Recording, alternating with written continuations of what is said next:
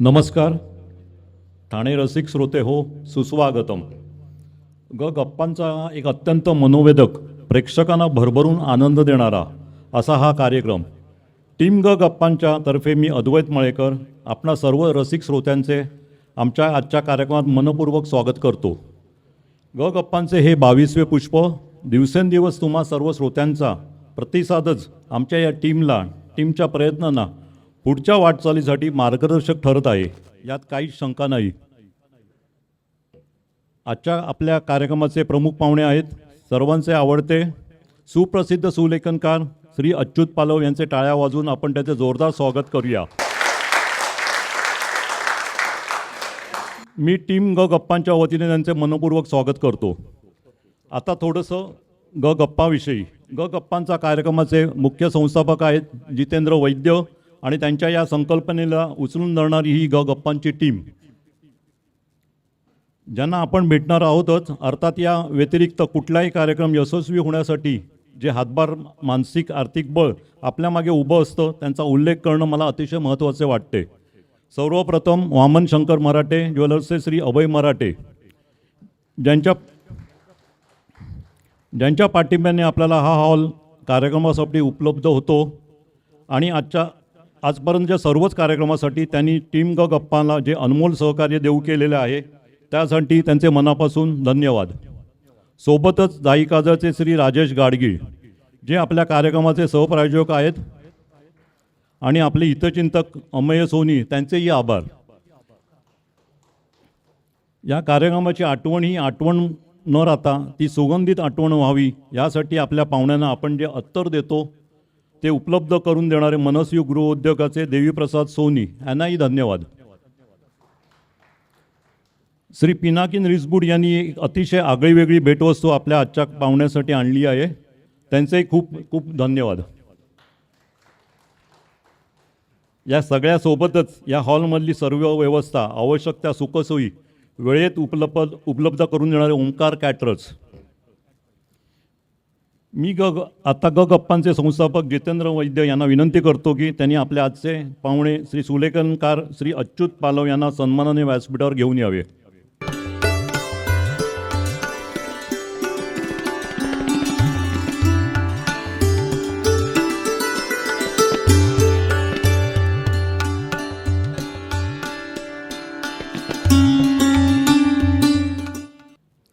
आता मी आमच्या या गप्पांच्या टीमचे अमृता संभूस यांना विनंती करतो की श्री अच्युत पालव यांना भेटवस्तू देऊन त्यांचे स्वागत करावं.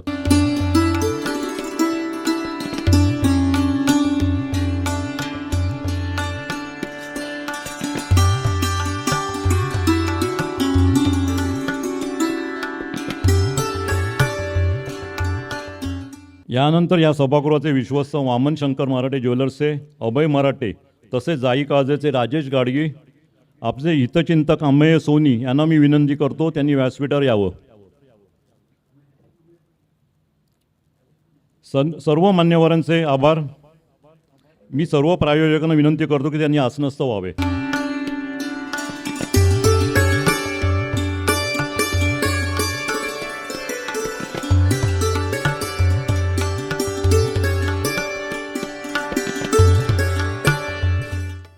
गप्पांच्या संपूर्ण टीमने व्यासपीठावर यावे अशी सर्वांना नम्र विनंती. श्री मिलिंद कराडे, श्री अमोद दांडेकर, श्री घनश्याम दीक्षित, मंगेश कोळी, अमृता संभूस, पूर्वा धारप, रश्मी जोशी, पूर्वा कर्वे बापट आणि मी अद्वैत मळेकर.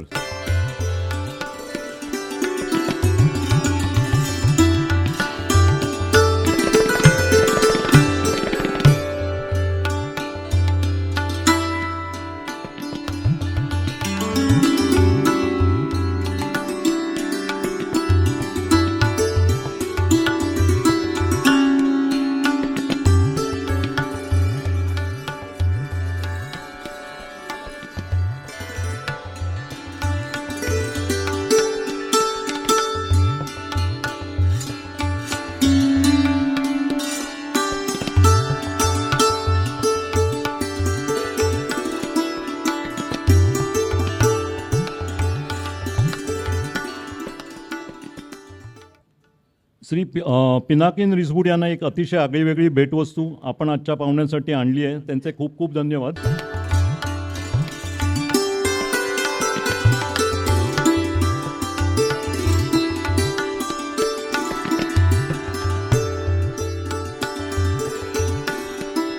ही त्यांची गुरुदक्षिणा आहे.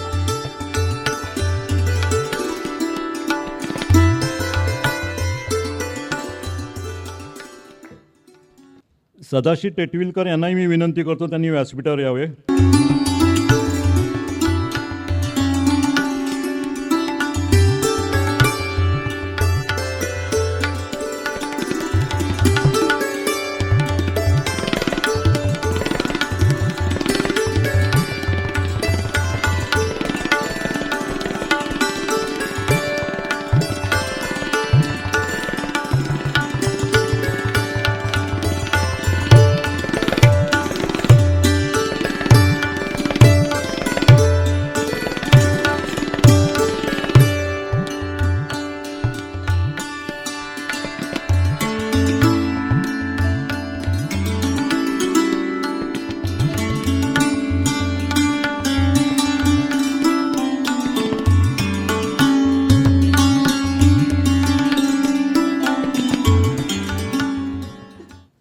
आपण आपल्या आजच्या कार्यक्रमाची सुरुवात करूयात.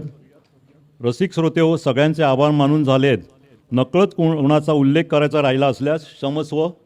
पुन्हा एकदा आवर्जून सांगतो की गप्पांचे संस्थापक श्री जितेंद्र वैद्य, गप्पांची संपूर्ण टीम, कार्यक्रम यशस्वी होण्यासाठी ज्यांचा हातभार लागला त्या सर्वांचे मोलाचे हात आणि लास्ट बट नॉट लिस्ट आपण सर्व रसिक श्रोते हो, आपण सर्वांचे मनापासून धन्यवाद.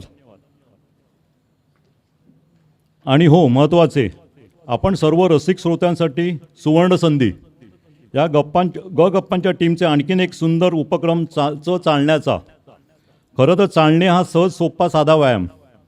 मित्रांबरोबर गप्पा मारत चालण्याने वेगळाच आनंद व ऊर्जा मिळते. व मित्रमैत्रिणींनो, या चालूया, गप्पा मारूया. ज्यांना चालण्याची आवड आहे, इच्छा आहे, त्या सर्वांसाठी दर मंगळवारी व शुक्रवारी रात्री 9 वाजता TMCच्या मुख्य प्रवेशद्वारासमोरून 45 मिनिटाचा चालता बोलता प्रवास. आता मी कार्यक्रमाचे सूत्र आजचे मुलाखतकार श्री घनश्याम दीक्षित यांच्याकडे सुपूर्द करतो. धन्यवाद.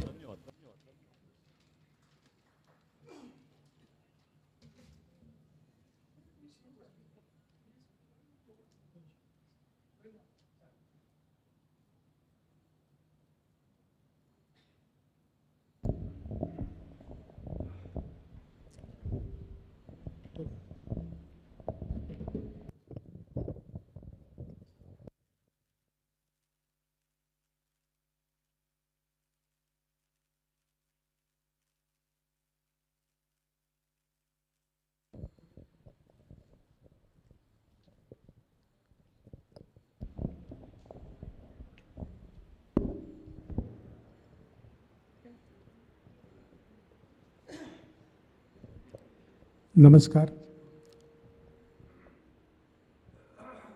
सर्व उपस्थितांचं मनपूर्वक स्वागत.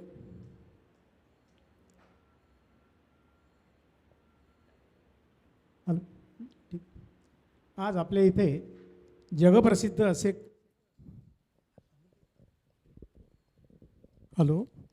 आज आपल्या इथे जगप्रसिद्ध असे कॅलिग्राफर म्हणजेच सुलेखनकार श्री अच्युत पालव सर इथे उपस्थित आहेत. त्यांचं मी आपल्या सर्वांतर्फे मनपूर्वक हार्दिक स्वागत करतो. आपल्या आजच्या कार्यक्रमाच्या प्रसिद्धीच्या बॅनरवरती आपण लिहिलं होतं की अक्षरातील अच्युत असा उल्लेख आपण केला आहे. पण खऱ्या अर्थाने मला विचाराल तर अक्षरातील अत्युच्च असं हे व्यक्तिमत्व आज इथे आपल्यासमोर उपस्थित आहे असं मी म्हटलं तर ती अतिशयोक्ती होणार नाही. गेली 42 वर्ष पालव सर या क्षेत्रात कार्यरत आहेत आणि आज एखाद्या ध्रुव ताऱ्यानुसार सर्वोच्च स्थानावर ते विराजमान आहेत. अक्षरं ही केवळ शब्दांची बांधणी करत नाहीत, तर शब्दांचा अर्थ, आशय आणि भावभावना ते शब्द वाचणाऱ्या आणि पाहणाऱ्याच्याही हृदयापर्यंत पोचवतात. ही जाणीव आपल्याला सुलेखनाच्या माध्यमातून सर्वप्रथम पालव सरांनी करून दिली. जगभरातील लोकांना ती त्यांनी करून दिली. आज मितीस अनेक कार्यशाळा शिबिरं यांचं आयोजन करून त्यांनी मराठी सुलेखनाला जागतिक दर्जा मिळवून दिला. जगभरातील अनेक शहरांच्या म्युझियमच्या भिंतीवर त्यांनी केलेलं काम दिमागदारपणे झळकत आहे. आज जगातील पहिल्या 6 सुलेखनकारांमध्ये त्यांची गणना झालेली आहे आणि या गोष्टीचा एक भारतीय म्हणून आणि मराठी माणूस म्हणून तर आम्हा सर्वांनाच अभिमान आहे. सरांच्या अक्षरानुभव या पुस्तकाला राष्ट्रीय पारितोषिक मिळालेलं आहे. पण हा सर्व प्रवास सरळ सोपा अगदी साधा झालेला नाही आणि तोच प्रवास आज आपण त्यांच्याकडून जाणून घेणार आहोत. तर सर, तुम्ही आत्ता 2020 साली जहांगीर आर्ट गॅलरीमध्ये तुमच्या 40 वर्षाच्या प्रवासाच्या एकंदर म्हणजे तो प्रवास दाखवणारं असं एक प्रदर्शन भरवलेलं होतं, म्हणजे आपल्या ह्या सुलेखनाचंच. तर त्या दृष्टीने म्हणजे आपला हा प्रवास खरं तर कसा काय सुरू झाला, केव्हापासून सुरू झाला, म्हणजे कायला कारणीभूत काय? नमस्कार. सर्वप्रथम गप्पांचा या आयोजकांचे आभार. आणि सुरुवात केली ती ज्ञानेश्वरा, कारण इथे ज्ञानेश्वर मंदिर आहे, त्यामुळे त्या ज्ञानाने सुरुवात करावी असं मला वाटलं. कारण मी जेव्हा कारकिर्दीला सुरुवात केली तेव्हा पहिली डायरी केली होती ती ज्ञानेश्वरांची होती. आणि ती आता योगायोग असा होता की त्यांना तेच सांगत होतं की त्याचं प्रकाशन आणि त्याचं निरूपण वगैरे किंवा त्याचं जे सर्व कार्यक्रम होता तो सगळा आम्ही नेवासेला केलेला होता. मी सगळ्यांना बाकीच्यांना मी बडबडत राहतो थोडा, कारण सवय झाली आता. इन बिटवीन जर तुम्हाला यांच्या परमिशनने तुम्हाला काही विचारावंसं वाटलं तर तुम्ही आनंदाने विचारा. कारण काय होतं, आमचा संवाद असं व्हायला नको की अरे हे बडबडतच राहणार आणि आपला प्रश्नच राहून गेला, असं नको व्हायला. त्यामुळे तुम्ही खरंच विचारा, काय तसा चालेल ना? हां, नाही, त्यांची परमिशन असणं फार गरजेचं आहे. 40 वर्ष प्रवास छान होता, सुंदर होता. आणि मला असं वाटतं की आजच सकाळी मी एक आर्टिकल लिहायला घेतलं होतं. आपण लिहितो हे आपल्याला कळलंच नाही आहे. बॅक बेंचर्स, मागे बसलो होतो, अभ्यासात हुशार नाही. पण मास्तर आमचे इतके हुशार होते ना, त्यांनी म्हटलं बॅक बेंचची मुलंही फार हुशार असतात, अभ्यासात नाही. ते आले, मला म्हणाले की उद्यापासून एक काम कर,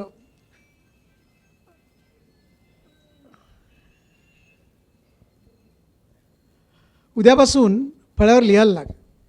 आता मी किती हुशार, काय वाचतो, काय लिहिणार, खडू पकडला आहे का, अक्षर चांगलं आहे का, जेमतेम 40% मार्क. पण एका शिक्षकाने आपल्याला जो विश्वास दाखवला तो विश्वास सार्थ ठरवावा, आपण करावा. आणि ते लिहायला लागलो. आणि मग 8वी 9वी 10वी असं करत करत करत रोज विचार सुविचार आणि त्यांचं सुंदर हस्ताक्षर करता करता करता करता जेजेमध्ये गेलो. जेजेमध्ये रकरू नावाचा ऋषितुल्य माणसांची भेट झाली. आणि तिथे कळलं की हे जे मी काही करत आलो आहे ते सगळं त्याला सुलेखन असं म्हणतात. कॅलिग्राफी हा इंडियन शब्द नाही आहे आपला. आपल्या मराठी भाषेत त्याला चांगलं हस्ताक्षर सुलेखन असं म्हणतात. आणि मग ते पुढे करत करत करत करत मग लेटरिंग टायपोग्राफी, मग अक्षरं कळायला लागली, मग त्याचा आकार, त्याचा उकार, मग हळूहळू ते डिझाईनसारखं वाटायला लागलं. आणि मग त्याचा उच्चार, मग त्या उच्चाराप्रमाणे आपण काय करता येईल का, हे सगळे शोध घेत घेत अशी बरीच वर्ष गेली. त्याच्यात परत मग पुढे जेमधनं पासआउट झालो तेव्हा लेटरिंग टायपोग्राफी विषय होता, फर्स्ट क्लास मिळाला होता. म्हणजे मला बरं वाटलं की आपण SSCत 10वीमध्ये 150 पैकी 18 मार्क गणितात होते. फॉर एक्झाम्पल तुम्हाला सांगतो मी, त्या बाबांनी पण असा विचार केला नव्हता आपला पोरगा काय करणार आहे.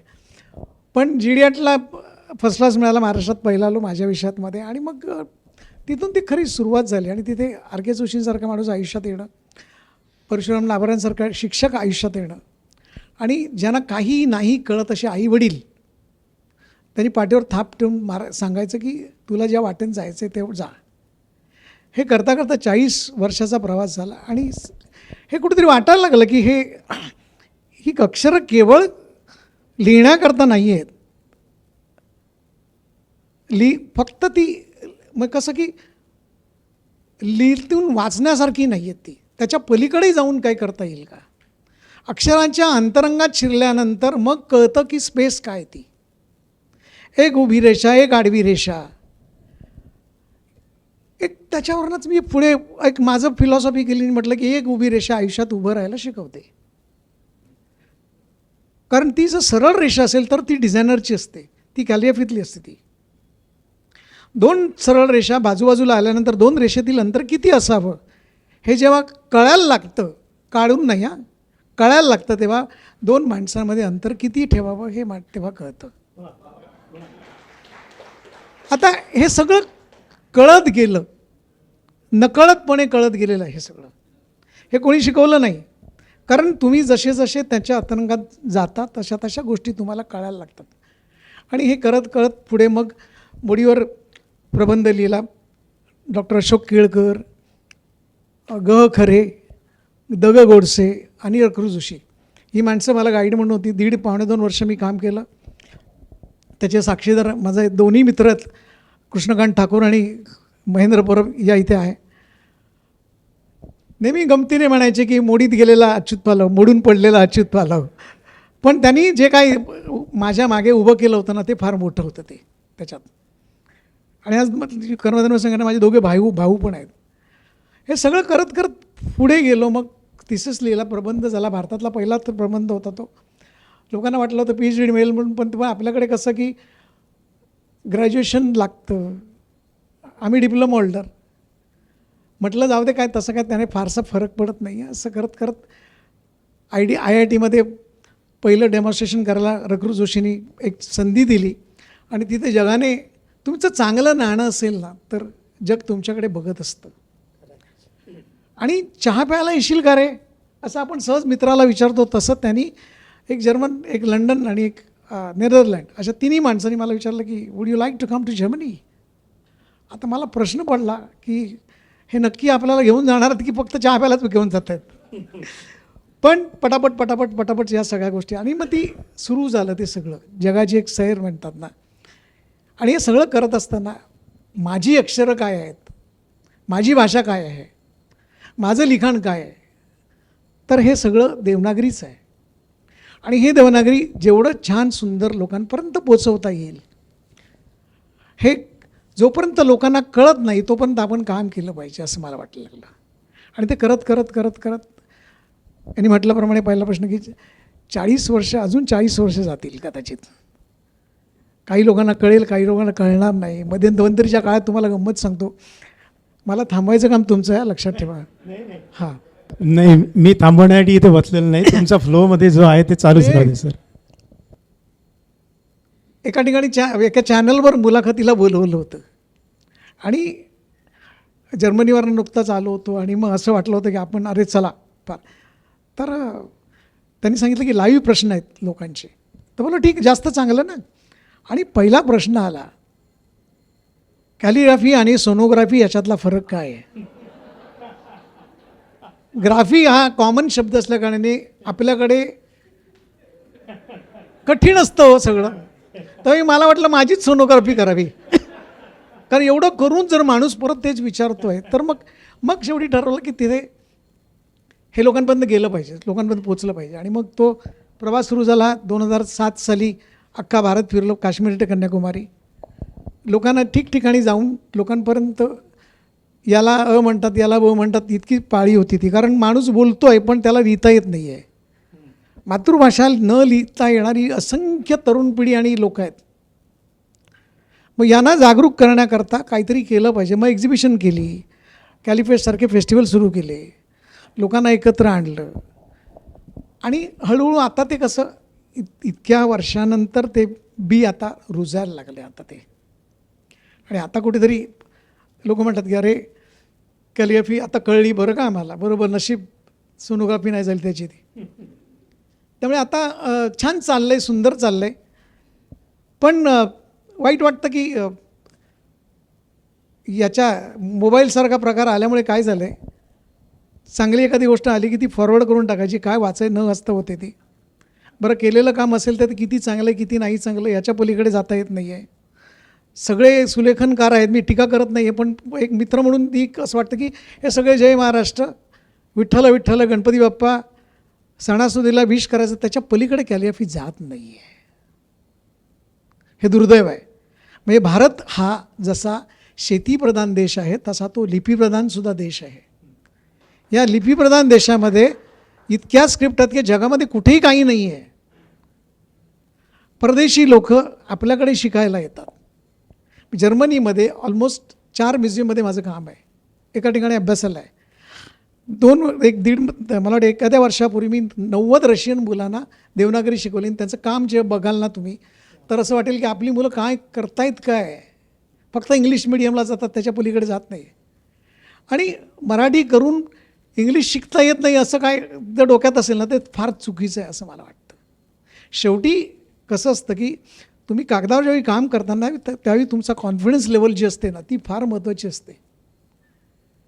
जग तेच बघतं आहे, आपण ते बघत नाही. आपण फक्त मोबाईल बघतो आणि मोबाईलवर आल्यानंतर छान म्हणून टिक मारून पटकन अंगठा दाखवून पुढे सरकवून द्यायचं, असं झालेलं आहे ते. हे कुठेतरी थांबावं किंवा थांबावं हे माझ्या हातात नाही आहे. पण म्हणून मी मग एक वाशीमध्ये एक स्कूल चालू केलं, अच्युत पालव स्कूल ऑफ कॅलिग्राफी. आणि वयाची मर्यादा न ठेवता फक्त 12 वर्षाच्या वरील मुलांना सुरू केलं. त्याचं कारण एवढंच होतं की 12 वर्षाखालील मुलांना शिकवणं फार कठीण असतं. They don't follow you. त्यांचं स्वतःचं एक जग असतं. त्यामुळे हा अँगल, ही बसायचं, हे इथे पकडायचं, इथे प्रेशर द्यायचं, हे त्यांच्यावर प्रेशर चालत नाही. त्यामुळे ते सोडून बाकी 70-75 अगदी लंडनमध्ये मी एका बाईला शिकवत होतो. म्हणजे ती क्लास होता, त्यामध्ये एक वृद्ध बाई होत्या. तिचं वय बघितल्यावर मी सहज विचारलं तिला, बाई गं तुझं वय काय? तर ती म्हणाली, का रे बाबा तुला काय आता माझ्या वयाची काळजी आहे तुला? तर बोललो तसं नाही, पण मला आश्चर्य वाटतं आहे सगळं. कारण पॅरिसवरून रात्री बस पकडायची आणि इकडे यायचं, लंडनमध्ये यायचं, 2 दिवस माझ्यावर काम करायचं, शिकायचं आणि परत जायचं. आमच्याकडे काय होतं, रिटायर झालं की माणूस घरच्या माणसांना त्रास देण्याच्या पलीकडे काही करत नाही. चहा दे 12 वाजता, 11 वाजता जेवण दे, मग 4 वाजता झोपणार, मग परत 7 वाजता उठणार. अरे वेळ हे सगळं बघितल्यावर मग जग पुढे काय याच्या कल्पना येते ती. आपण का मागे आहोत ना, डॉक्युमेंटेशन नाही आहे कशाचंच, स्वतःचंच नाही तर दुसरं काय करणार. त्याच्यामुळे मग ती म्हणाली माझं वय 85 आहे.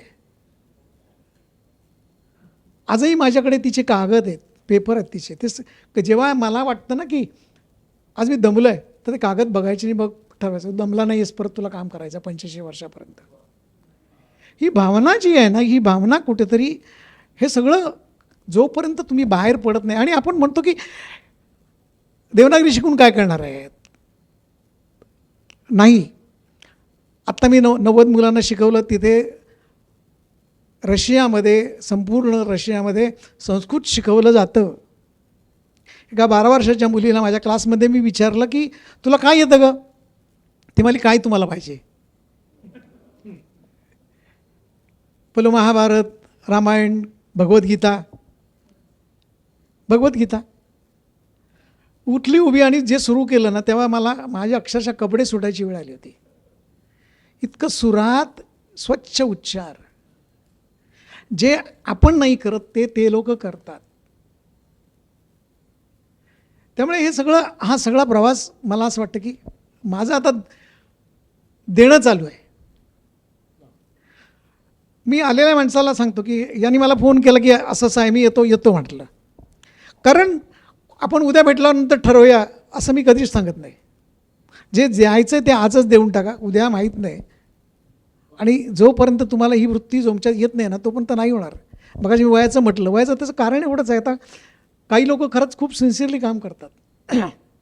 माझ्याकडे 2-3 मी ती कॅलिग्राफीचा वापर not only for to write only beautiful writing, now I am using as a therapy. त्याच्यासाठी काही औषधं नसतात. मगाशी म्हटल्याप्रमाणे सरळ रेषा काढणं, उभी रेषा काढणं, आडवी रेषा काढणं, शब्द लिहिणं, शब्दाला समजून घेणं. कारण एक अक्षर एक डिझाईन आहे, एक अक्षर एक श्वास आहे. हे जेव्हा त्याला समजतं तेव्हा तो त्याच्याकडे त्या अंगाने बघायला लागतो. आता थेरपी म्हणून का म्हटलं तर एक माणूस आला माझ्याकडे, मला म्हणाला की दोन माणसं, मी दोन्ही कथा सांगतो तुम्हाला, कंटाळला की हात वर करायचा. मला म्हणाला की मला शिकायचं आहे. बोलो चांगलं आहे. नाही मी 65 वर्षाचा आहे. मी बोलो वय विचारलं का तुम्हाला? नाही. कुठे बसू? तर बोलो त्या लहान मुलाच्या बाजूला जागा आहे. 12 वर्षाचा मुलगा होता तो, त्याच्या बाजूला. अरे लहान मुलाच्या बाजूला बसून मी शिकायचं?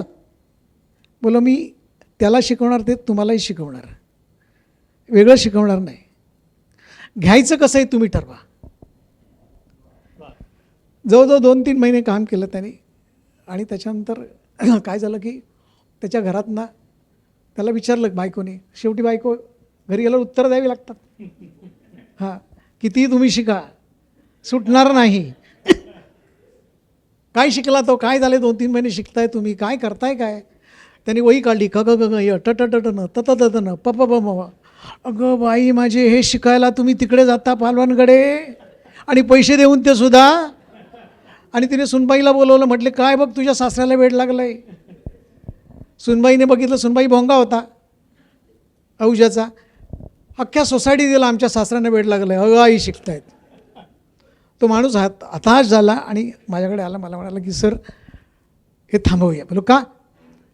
तर बोला घरी हा प्रॉब्लेम झालेला आहे, आता मला सोडतील की नाही माहीत नाही. बोलो नाही, फीचे पैसे परत देतो, पण उद्या यायचं, काम करायचं. त्या माणसाला कसाबसा कन्व्हिन्स केला. परत 3 महिने काम केलं त्याने. मला म्हणाला की माझं आता सगळं झालं आहे.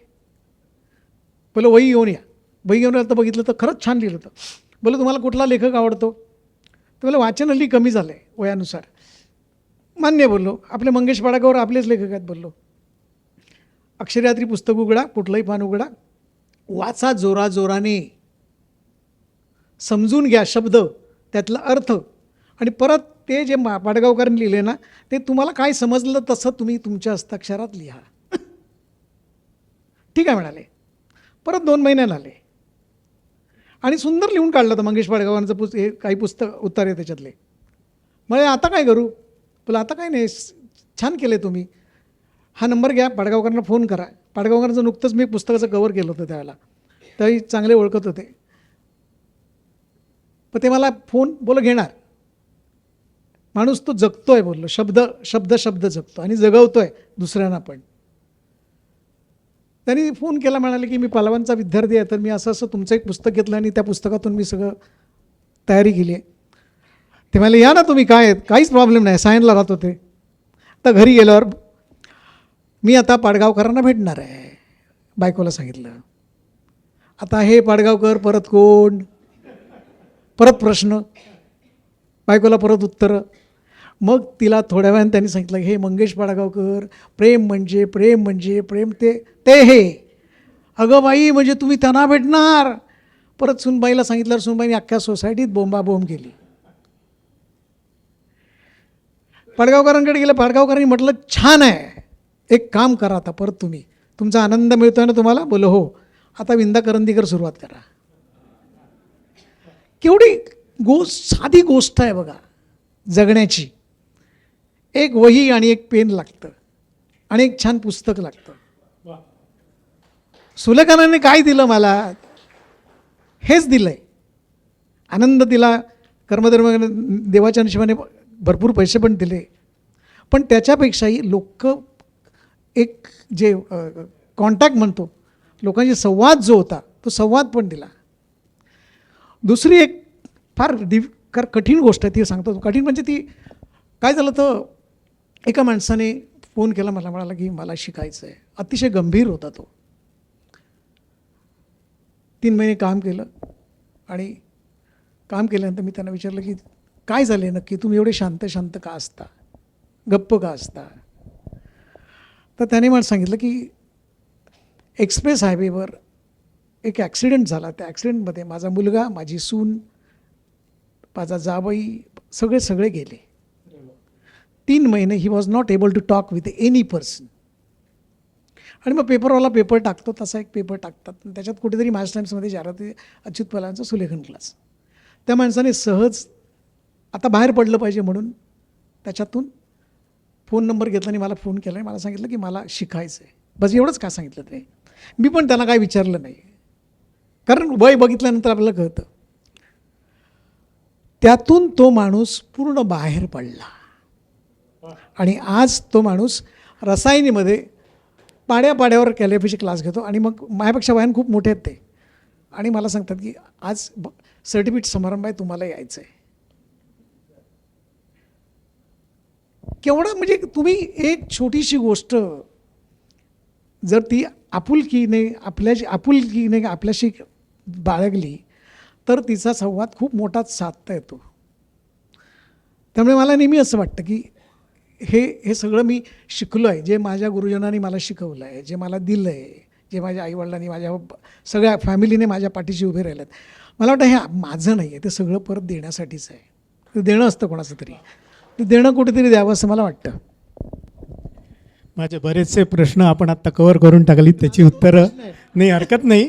हरकत नाही, कारण लोक आपल्याला ऐकण्यासाठी बसलेले आहेत, मला ऐकण्यासाठी नाही, याची मला जाणीव आहे.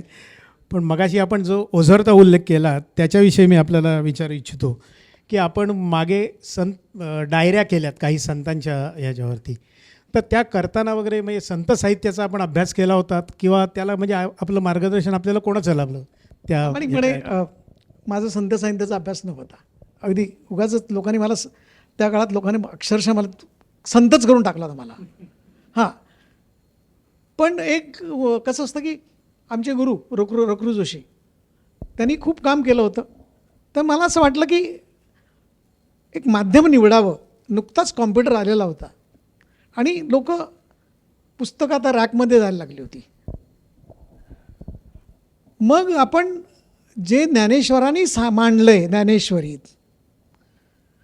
ते आपण अक्षरातून मांडूया, बरोबर ना?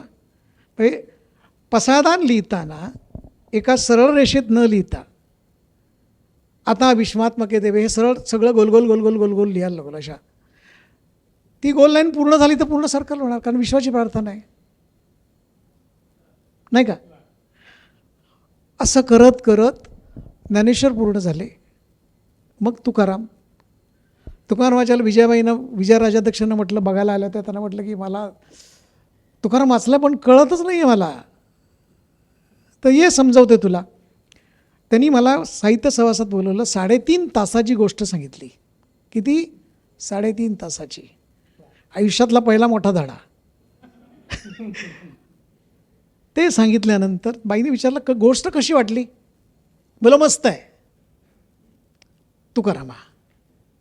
मग कळलं मी अवगुणी अन्यायी किती मनोर सांगू काही असं म्हणणारा तुकाराम, स्वतःभोवती पिळणारा तुकाराम शेवटी शून्यात विलीन झाला.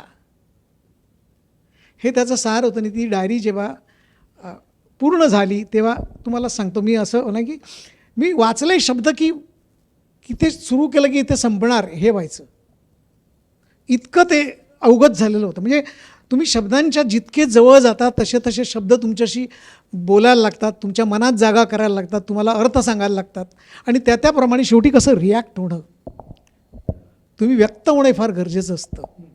आणि मला जसं व्यक्त होता आलं तसं मी तुकाराम व्यक्त झालो. आणि ती डायरी जेव्हा त्याला डायरीला अवॉर्ड पण मिळाले, जर्मनीमध्ये गेली तेव्हा जर्मनीतल्या लोकांनी त्याचं खूप मोठं स्वागत केलं. कारण त्यावेळी मला कळलं की संत परंपरा ही केवळ भारतातच नाही आहे, ती परदेशातही आहे.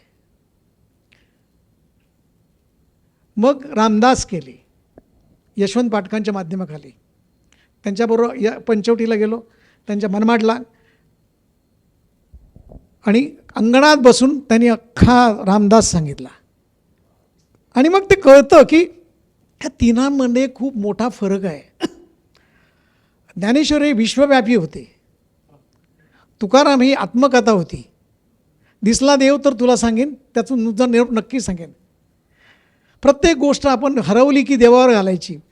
अरे एक गोष्ट साधी सापडली, 5 रुपयाचे हरवले तर 50 लोकांना सांगतो माझे 5 रुपये गेले आज यार, पण 100 रुपये मिळाले तर किती लोकांना सांगता?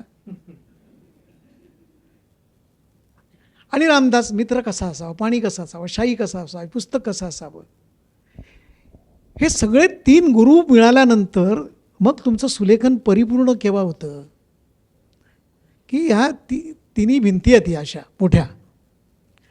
ह्या भिंतीवर बसायचं आणि सगळं आपल्याला शिकता येईल तेवढं शिकून घ्यायचं. आणि मला असं वाटतं की आजही जे निघतं आहे माझ्याकडनं किंवा जे जे मी मांडतानाचा प्रयत्न करतो आहे ते सगळं त्यातून आलेलं आहे ते.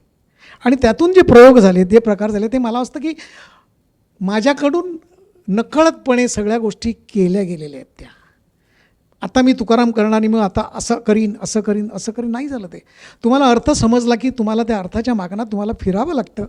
त्या अर्थात ना तुम्हाला सगळ्या गोष्टी बाहेर पडत पडत पडत तुम्ही सगळ्या गोष्टी, फक्त एवढंच असतं की आपण केलेली गोष्ट कागदावर मांडली पाहिजे.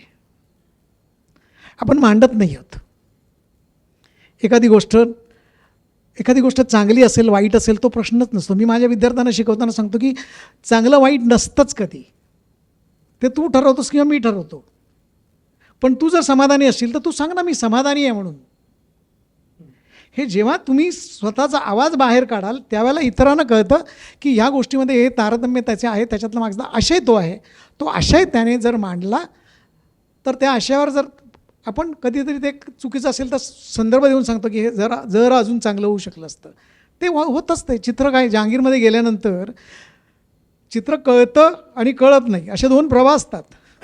काही लोक 5 मिनटात गॅलरी बघतात, काही मिनटं 5 तास घेतात. पॅरिसमध्ये मी जेव्हा गेलो होतो तेव्हा एक चित्र बघायला 5-5 दिवस चित्रकार येत होते.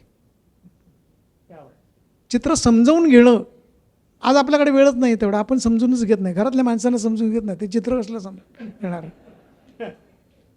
काही भाषा आहे, चित्र एक भाषा आहे. ते कलर, त्या कलरची सायकॉलॉजी, कलरच्या मागची हिस्ट्री, मग त्याचं लेपन, मग त्याचं कॅनव्हास, मग त्याचं ॲप्लिकेशन सगळं वेगळं आहे. सगळं जग वेगळं आहे. आपण बुवाच म्हणतो कधी कधी काय कळतच नाही आहेत. पण तुम्ही जर चित्रकाराला बोलतं गेलं तर कदाचित तुम्हाला कळेल की त्याच्या मागे काय आहे. म्हणून म्हटलं मग अशी की अक्षर लिहिलं तर ते कम्युनिकेशन करता आहे, म्हणजे नाही तर ते खूप छान एक डिझाईन आहे. आणि ते जेव्हा उच्चारलं जातं तेव्हा तो एक श्वास असतो. आणि श्वास जोपर्यंत आपल्याला कळत नाही तोपर्यंत कसं असतं की आपण ओंकार ज्यावेळेला करतो त्यावेळेला कळतं की किती त्याचा हे आहे तो आपण नुसतं ओम म्हटलं की अरे ओम काढ ना, असं नाही आहे ना. तो उच्चारून तो स्वतःला समजून घे. ही भाषा मी कधी कळायला लागली ती मला पंडित जसराजांचं एक पुस्तक करत होतो, मांडुक्य उपनिषद. आणि मला अशोकरावांनी त्यावेळी सांगितलं की अच्युत पुस्तकाचं डिझाईन करायचं आहे. ते म्हटलं करतो, कारण त्याच्यात कॅलिग्राफी होती म्हणून त्याने मला ते काम मिळालेलं. आता मांडुक्य उपनिषद मला माझ्या डोक्यावरनं जाणारं होतं सगळं. ते मी मार्केटमध्ये गेलो, पुस्तकं आणली, समजून घेतलं, सगळं केलं. आणि मी जेव्हा पंडितजांनी सांगितलं की हे श्लोक घे, हे मी गायलो आहे, हे बघ जरा काय तुला समजतं तर. त्यावेळी कॅसेट होत्या, कॅसेट लावली, सकाळी 6 वाजता उठलो, ऐकलं ते सगळं. आणि मला जे जे वाटतं ते मी सगळं केलं. आणि त्यांना सांगितलं हे मला वाटतं आहे, तुम्ही गायलात त्याच्यावर डिझाईन केलं आहे पुस्तकाचं, पण ही इन्सर्ट आहेत सगळी, ही बघा तुम्हाला वाटली तर टाकूया, नाही तर सोडून देऊया आपण. 8 दिवसांनी जेव्हा भेटलं तेव्हा ते भेटले पण काही बोलले नाहीत. त्यांनी फक्त हातात हात मिळवला. त्या स्पर्शावांना मला कळलं की मी त्यांच्या जवळ आहे. स्पर्शही कळावा लागतो. आणि मग जेव्हा पूर्ण पुस्तक झाल्यानंतर अखंड जसराज फॅमिली एका फोनवर आली आणि बाई म्हणाला की अच्युत पंडितजी, आम्ही सारंगदेव वगैरे सगळे एकत्र आहोत. आज आम्हाला जे वाटतं ते सांगतो. आजपर्यंत आम्ही पंडितजींना ऐकत आलो आहोत, आज आम्ही पंडितजी बघतो आहोत. ही भाषा कळायला वेळ लागतो. म्हणजे तुम्ही कॅलिग्राफी अच्युत पल्लवकडे शिकलात म्हणजे कॅलिग्राफर झालात असं नाही, किंवा आणखी कोणाकडे शिकलात म्हणजे नाही. ते गणित आहे, ते एक चांगलं मोठं. ते समजून घ्यायला, त्याची स्टेप बाय स्टेप केला तर आपल्याला खूप काही कळतं. आपण आत्ता जसराजजींचा उल्लेख केला त्याच्यावरून आठवण झाली. आपण गुलजार साहेबांबरोबर काम केलं, हो लता दीदींबरोबर केलं, हो झाकीर हुसेन अशा सर्व दिग्गजांबरोबर केलं. अटलजींनी आपलं पुस्तकाला जे आपल्याला जो अवॉर्ड मिळाला त्यावेळेला अटलजींची आपल्याबरोबर ह्या तर याच्याबरोबर किंवा गुलजारांबरोबर वगैरे जे काही काम केलं तर त्या संबंधितल्या काही आठवणी आम्हाला ऐकायला नक्कीच गुलजारांची आवडेल. माझी ओळख म्हणजे एक मोठा ॲक्सिडेंटच होता तो. म्हणजे मी ज्ञानेश्वर तुकाराम डायऱ्या करत होतो, दैनंदिनी करत होतो. आमच्याकडे गजानन रेवडेकर नावाचा एक मित्र होता आमचा, BSTत होता, बिलं टाकायचा, आणि तो त्याच्या अंडर होतं सगळं. तर त्याने हे सगळं बघितल्यानंतर म्हणाला की मी ही गुलजारांना देऊ. बोललो तुला काय गुलजार काय दारात उभे आहेत की काय तुझ्या? मग डायरी दे करत, तुला काय करायचं मी करतो ते. बरं, संत ज्ञानेश्वरांचे शब्द असल्यावर खाली अक्षरलेखन अच्युत पल्लव असं लिहिण्याची डेअरिंगच काय मी करणार. पहिल्या वर्षी डायरी गेली. कॉन्टॅक्ट कोणाला करणार हा प्रश्न. 2 वर्षांनी परत तुकाराम केले. तुकाराम डायरी टाकता टाकता त्यांनी पकडलं त्याला. ते मला किसने किया लास्ट टाइम भी आपने बेचा 2 साल पहले. बोला हाँ लेके आओ उसको मेरे पास. देवाची बोलावणं असतं ना, तसं त्यांच्याकडे गेलो आणि मग ती एक मैत्री झाली. शब्द काय होतं की शब्दांचे अर्थ कळून त्याचं चित्रात मांडणं, त्याला आकार देणं, आणि हे तिसऱ्या माणसाला ज्यावेळी समजतं आणि त्याने ते ॲप्रिशिएट करणं, ही गोष्ट तिथे घडलेली होती असं मला वाटतं त्या भेटीमध्ये. आणि मग त्यांची कामं करता करता मला बऱ्याच गोष्टी शिकायला मिळाल्या. एक तर काय होतं की थोडंसं उर्दूवर काम केलं पाहिजे. त्यांचं ते बोलणं तसंच असायचं, तुम्हालाही माहिती आहे, ते मी काय सांगण्याची गरज नाही. माणूस किती मोठा आहे तेही तुम्हाला सांगतो. पण माणूस किती मोठा असला तरी काय झालं की मी ईश्वर अल्लाह तेरो नाम नावाचं एक एक्झिबिशन केलं आणि तेव्हा मी उर्दू शिकलो. एक माझ्या स्टुडंटला सांगितलं मला उर्दू शिकव, आणि मग मांडताना एक उर्दू शब्द तोच मराठीत मांडला. मग आपण साधं एक्झाम्पल, ईश्वर घेतलं तर अल्लाह, आप घेतलं तर पाणी, असं. आणि ते कॉम्बिनेशन एवढं मस्त केलं ना मी त्यांना सांगितलं तुम्ही बघितल्याशिवाय मी ते काढणार नाही. नासिरुद्दीन शाह त्यावेळेला इनॉग्रेशनला आले होते. त्यांनी बघितलं आणि मला म्हणाले की उर्दू किसने लिखा है. तर मी म्हटलं मी लिहिलं आहे. खरंच? बोललो हो. तर मी जाम खुश झालो. मी म्हटलं मी तुमच्या पाया पडतो. मला पाया नाही पडायचं, याच्यानंतर पाया पडायचं नाही, चलो गले मिलते है. आणि ते इतकं हे होतं ना की एवढ्या मोठ्या माणसाने उर्दू ॲक्सेप्ट करावं. मग तो ओम आणि अल्लाह एकत्र केलं होतं, एक पोस्टर केलं होतं मी.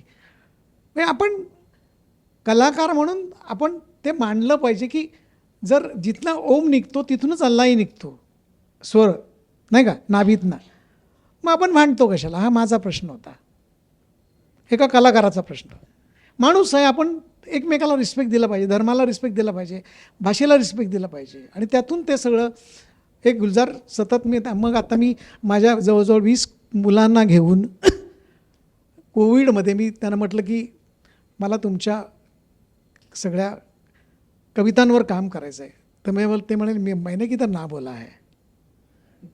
6 महिने काम केलं. 6 महिने काम केल्यानंतर ते पुस्तक केलं त्याचं, ते गुलजारांना पाठवलं. आणि पाठवल्यानंतर तो माणूस दुसऱ्या दिवशी फोन मला म्हणाले की हे कसं घडू शकतं हे कोविडसारख्या ठिकाणी. म्हणजे माणूस कोणाच्या घरात न जात आहे, माणूस कोणाशी बोलत नाही, फक्त फोनवर जे काय होईल ते. आणि परत सांगतो, प्रत्येकाला हेच सांगितलेलं की मलाही गुलजार माहिती नाही, तुम्हालाही माहिती नाही आहेत, पण जे जे तुम्हाला कळेल ते मांडा. कदाचित त्यांनाही माहिती नसेल की हे याच्यातनं भागी पडू शकतं. आणि ते तेच म्हणाले की हे अपेक्षितच नाही मला, कारण आपण ए फॉर ॲपलमध्ये जगलेलो आहोत ना. ते करत करत मग गुलजारांनी मग खूप काम करता आलं मला त्यांच्याबरोबर. लताबाईंबरोबर कसं की मोहन वाघांना मी सांगत होतो मला बाईंची ओळख करून द्या दीनानाथमध्ये. मोहन वाघ म्हणाले तू नाही देणार कारण तुम्ही फक्त कामापुरते येता. बोला काका असं नका म्हणू. मग विजय तारी नावाचा एक मालवणी माणूस होता, तो मला काय झाला रे, तर बोललो मला बाई नाही भेटायचं. मग कोणी नाकारला तुका, मालवणीतच मस्त, चल घेऊन गेला. माझ्या हातात तुकारामाची डायरी होती. मी म्हटलं की बाईनं म्हटलं की ही तुकारामाची डायरी तुम्हाला द्यायची आहे. तर तिने त्या मंजूळ स्वरात सांगितलं होतं की अच्युत हे ज्यांनी मला खूप डायऱ्या ह्या दिल्यात यावर्षीच, खूप बऱ्याच आहे, 5-6 डायऱ्या माझ्याकडे आत्ता आहेत. तर मी म्हटलं त्या सगळ्यांनी तुम्हाला भेट दिल्यात, हे सगळं मी केलं आहे. परत म्हटलं तू अच्युत पाहिला? बोलो हो. बस बाजूला.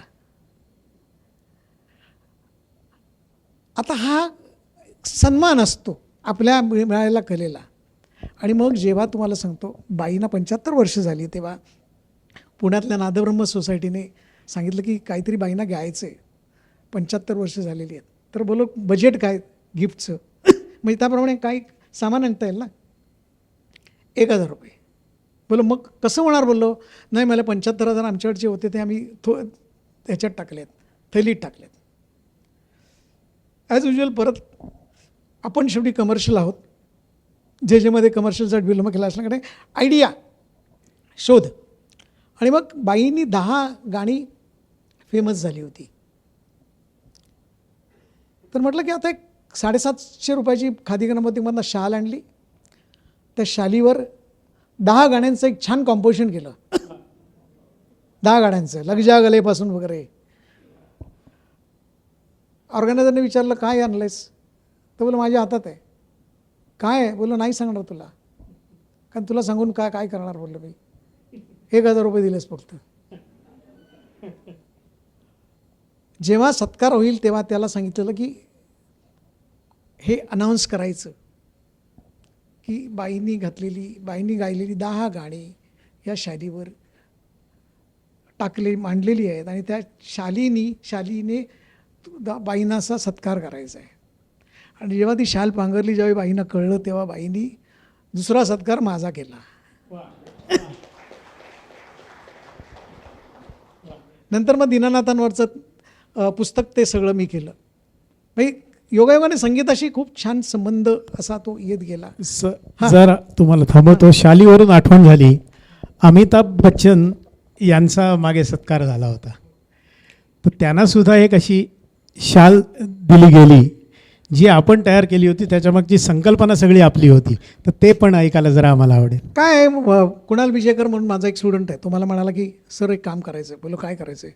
तर मग तो बोमन इराणी त्यालाच घेऊन आला. मग तो म्हणाला की अमिताभ बच्चनला फेलिसिटेट करायचं, तर काहीतरी वेगळं व्हाय. बोललो सोनं चांदी वगैरे काय देण्यात काय अर्थच नाही ना, काय देणार? शब्दात वडिलांचे शब्द घेऊन जगणारा माणूस होतो, आहे का? परत मी त्याला म्हटलं आपण एक काम करूया. बोलो अमिताभ या शब्दाचा अर्थ काय? एव्हरलास्टिंग लाईट. 21 भाषांमध्ये ते डिझाईन केलं मी. आता तुम्ही म्हणाल की हे सगळं तुम्हाला येतं का? तर नाही येत. पण एखादी गोष्ट जर डिझायनर म्हणून काम करत असेल तर ती भाषा समजून घेणे, त्यावेळेपुरती ती मांडणं, हे तुमचं काम असतं. असे सगळे शब्दांचं जापान रूज सगळे काय जे काय असेल ते सगळं अमिताभ होतं ते. आणि मग ते डिझाईन केलं. मग ठरलं की त्याची आता शालीत रूपांतर करूया. मग त्याची एक बॉर्डर गेली चारही बाजूने. मग ती शाल करण्याकरता पश्मिना शाल पाहिजे, कारण मग अमिताभ 8 माणसं जवळजवळ 15 दिवस शाल विणत होते हाताने, काश्मीरी. आणि जेव्हा जाते त्या माणसाच्या अंगावर पडते ना, त्यावेळेला तुम्हाला वाटतं की यस. म्हणजे मी हा मोठेपणा नाही, तर काय होतं की आताची पिढी जी काम करते, मी त्याच्यावर आता येत्या शनिवारी मी मार्च टाइम्समध्ये बोलणार आहे की काय होतं हे सगळे फटाफट रिझल्ट पाहिजे असतात. कॉम्प्युटरवर इथे घ्यायचं, इकडे मारायचं, इकडे घ्यायचं, तिकडे लावायचं, तिकडे घालायचं, मी परत सांगायचं माझं, तो सांगणार माझं पण आहे, बाजूला काढायचं. विचार करून एखादी गोष्ट जर मांडली तर मला असं वाटतं ती दीर्घकाळ टिकते, कारण तो तुमचा थॉट असतो. मला तुकाराम, मला ज्ञानेश्वर, मला रामदास हे मी ज्यावेळी मांडले तेव्हा मला कळलं की हे माझं आहे. आज लोक करतात ते कॉपी करून सगळं करतात, पण ठीक आहे, शेवटी कसं की द्यायचंच आहे सगळं. तर असं कुठेतरी हे सगळं शालींचं प्रकरण आहे. हां, मी माझ्या सुनेला पण ज्यावेळेला साडी दिली तेव्हा तिला शेवटपर्यंत तिला हिरवी साडी घ्यायची नाही तो असं. ती म्हणते काय झालं बाबा, नाही घ्यायची, मला नाही आवडत. आणि शेवटच्या क्षणी तिला आणून दिलं. ते मुलाचं नाव ऋतू आणि सुनेचं नाव सायली, रुसा नावाचा लोगो केला आणि ते छान विणून साडी घेतली ती अशी 6 महिने काम चाललं होतं त्याचं. हां, म्हणजे आपण काय देऊ शकतो आपल्या मुलांना? नाहीतर काय, एक लॉकेट घेऊन दिलं तर बे झालं, चाल वामनहरी पेठेचं आहे, संपलं. नाही ना, त्याच्यापेक्षा जास्त मोलाचं काय देऊ शकतो हे विचार करायला जेव्हा आपण भाग पडतो तेव्हाच तो एक संवाद चालू होतो. तो थोडं पुन्हा आपल्याला मागे हां, नेतोय. तुम्ही कुठेही या. नाही, आपण काही काळ वृत्तपत्रांमध्ये पण काम केलेलं आहे हो. आणि तिथे नवीन नवीन म्हणजे संकल्पना, आयडिया आपण तिथे राबवल्यात. तर त्या संदर्भात जरा एखाद दुसरे आठवण सांगितली तर जास्त हे होईल. लोकसत्तामध्ये काम असताना काय आलं, एक दिवस पहिला दिवस त्यांनी मला सांगितलं 1 तासाकरता येशील का? चंदू कुलकर्णी माझा मित्र होता. मग म्हणाला 1 दिवसाकरता येशील का? मग म्हणाला 1 महिन्याकरता येशील का? असं करता करता मी 8 वर्ष काढली. आता हे सगळं करत असताना काय होतं, वृत्तपत्रामध्ये मॅटर हा महत्त्वाचा, चित्र दुय्यम. बोला असं नाही चालणार ना. तुमच्या मॅटरपेक्षा मी जास्त चित्र चांगलं दिलं तर तुम्हाला आवडणार नाही का? काय देणार आहेस? नुकताच पाऊस सुरू झाला होता, नभं उतरू आलं, अंग झिम्माडं झालं आणि 70% चित्र आणि 30% मॅटर. बोलो पेपर उघडल्या माणसाच्या अंगावर पाऊस आला पाहिजे, माणूस भिजला पाहिजे. ही भावना जोपर्यंत होत नाही तोपर्यंत पेपर आपला होणार नाही. आणि अशा असंख्य करता करता इतके प्रयोग केले की शेवटी अशी नोट आली की लोकसत्तेचा जो रेट वृत्तपत्र त्याचा खप होता तो वाढला होता आणि त्याच्यामध्ये अच्युत तलावचंही नाव होतं. कारण लोकांना, आणि ते माझ्या मते मला असं मिळालेलं मुख्य साधन होतं, कारण मला मांडता येत होतं. जे लेखक लिहित होता, सुधीर मोघ्यांच्या कविता इतक्या सुंदरतेने आम्ही मांडल्या होत्या. सुधीर मोघे फोन करायचे आणि सांगायचे, अरे काय छान लिहिलंयस तू, माझ्यापेक्षाही छान लिहिलंयस. तर मला नाही हो, तुम्ही लिहिलं म्हणून मला लिहिता आलं. पण ही भाषा होती. ती भाषा मांडण्याकरता तुम्हाला शब्द समजून घ्यावे लागतात आणि जोपर्यंत होत नाही तोपर्यंत नाही होत ते. याचा अर्थ असा नाही मी प्रगल्भ अभ्यासक आहे, परत सांगतोय. पण कर्मधर्म संयोगाने काय होतं की सतत लोकांशी संपर्क असल्याकारणाने शब्दांचे गठ्ठेच्या गठ्ठे असे पडत असतात पुस्तकाच्या माध्यमातून. काही बघता येतात, काही वाचता येतात, काही सोडता येतात, असं का चालू असतं. वृत्तपत्रावरून पुन्हा आठवलं हां की आषाढी एकादशी जवळ आली की अनेक भक्तिसंगीताचे कार्यक्रम हां, मी तो- असतात आणि त्यावेळेला मग त्या याच्यामध्ये विठ्ठलाचं चित्र असतं. हां तर विशेषतः पंचम निषादचे शशी व्यास जो कार्यक्रम करतात आषाढीला, त्यांच्या प्रत्येक कार्यक्रमात आम्ही तुमचा दरवेळेला नवीन विठ्ठल पाहतो षण्मुखानंद हॉलमध्ये. पण सर्वात प्रथम तुम्ही जो काही विठ्ठल चितारलात तुमच्या डोक्यात, म्हणजे जो आज जगभर झालेला आहे, तर पहिला त्याची कथा कशी, म्हणजे तो कसा काय आपण केव्हा सुचला? म्हणजे कसा की विलासराव मुख्यमंत्री होते आणि त्यांनी मला सांगितलं, त्याच्या मुलांनी सांगितलं की थोडं वृत्तपत्राचं काम करायचं आहे, लोकसत्तेचं एवढं चांगलं करतो, आमच्याकडे काहीतरी. त्यांचा एकमत नावाचा पेपर होता, तर येशील का? तर बोललो येतो, मला काय कामच करायचं, कुठेतरी पैसे मिळणार आहे. दुपारी काम संपलं, रात्री गाडी परत, करायचं काय? मला विचारलं काय करणार आता, काय करतो? बोलो काय इथे बघण्यासारखं काय? ते म्हणाले पंढरपूरला जाशील? बोलो खूप लांब आहे ते इथनं. ते म्हणाले ती व्यवस्था मी करतो, 1-1.5 तास लागेल. पॉ पॉ पॉ करत सरकारी गाड्या दारात. हां बस बसलो. तिकडनं गाडी पोचल्या यांचे फोन बिन गेलेले होते. मानकुटीला पकडतात ना असा, इथे पकडला बडग्याने एका, आणि तो डायरेक्ट विठ्ठलाच्या समोर घेऊन गेला आणि डोकं आपटतात तसं आपटलं. वर बघितलं तर विठ्ठल उभा. जसा विठ्ठल दिसला तसा विठ्ठलाच्या समोर बसून विठ्ठल मंदिरातच काढला आणि विठ्ठलाला सांगितलं, उद्यापासून तू असा दिसशील, हे तुझं पिक्चर. तो काढतो मी आता 1 मिनिट.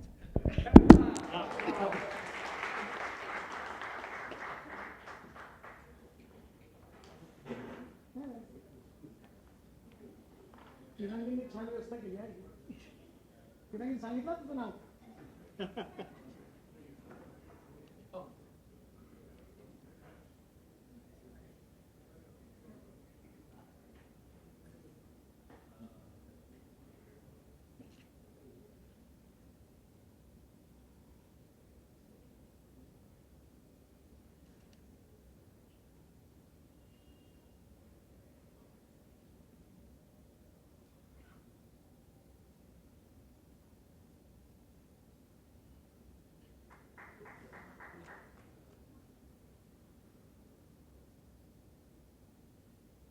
आणि इथे असं एक छान कुंकुम असं,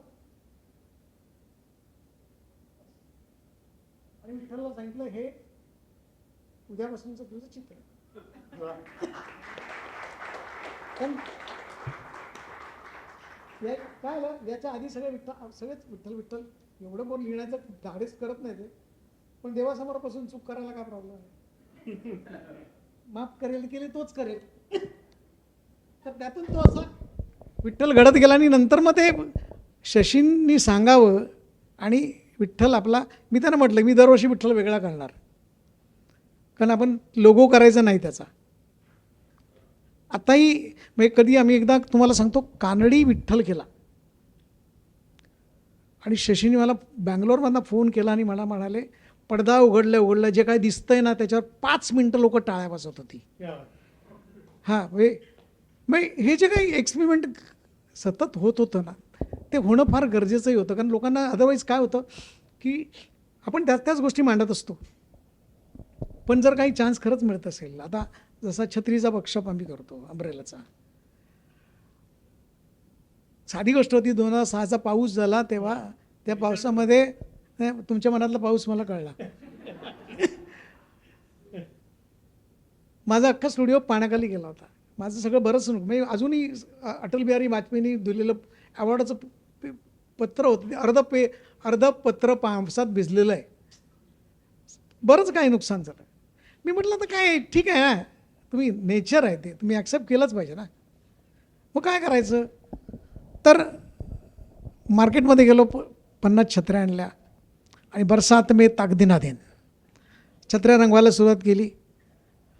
एक्झिबिशन कोण घेईनात, रंग छान दिसत होते. मग 2-3 माझे मित्र म्हणाले अरे तुला साला एवढं नुकसान झालं तरी असं. अरे बोललं नुकसान होतं, आयुष्य आहे ते सगळं आणि नैसर्गिक आहे ते.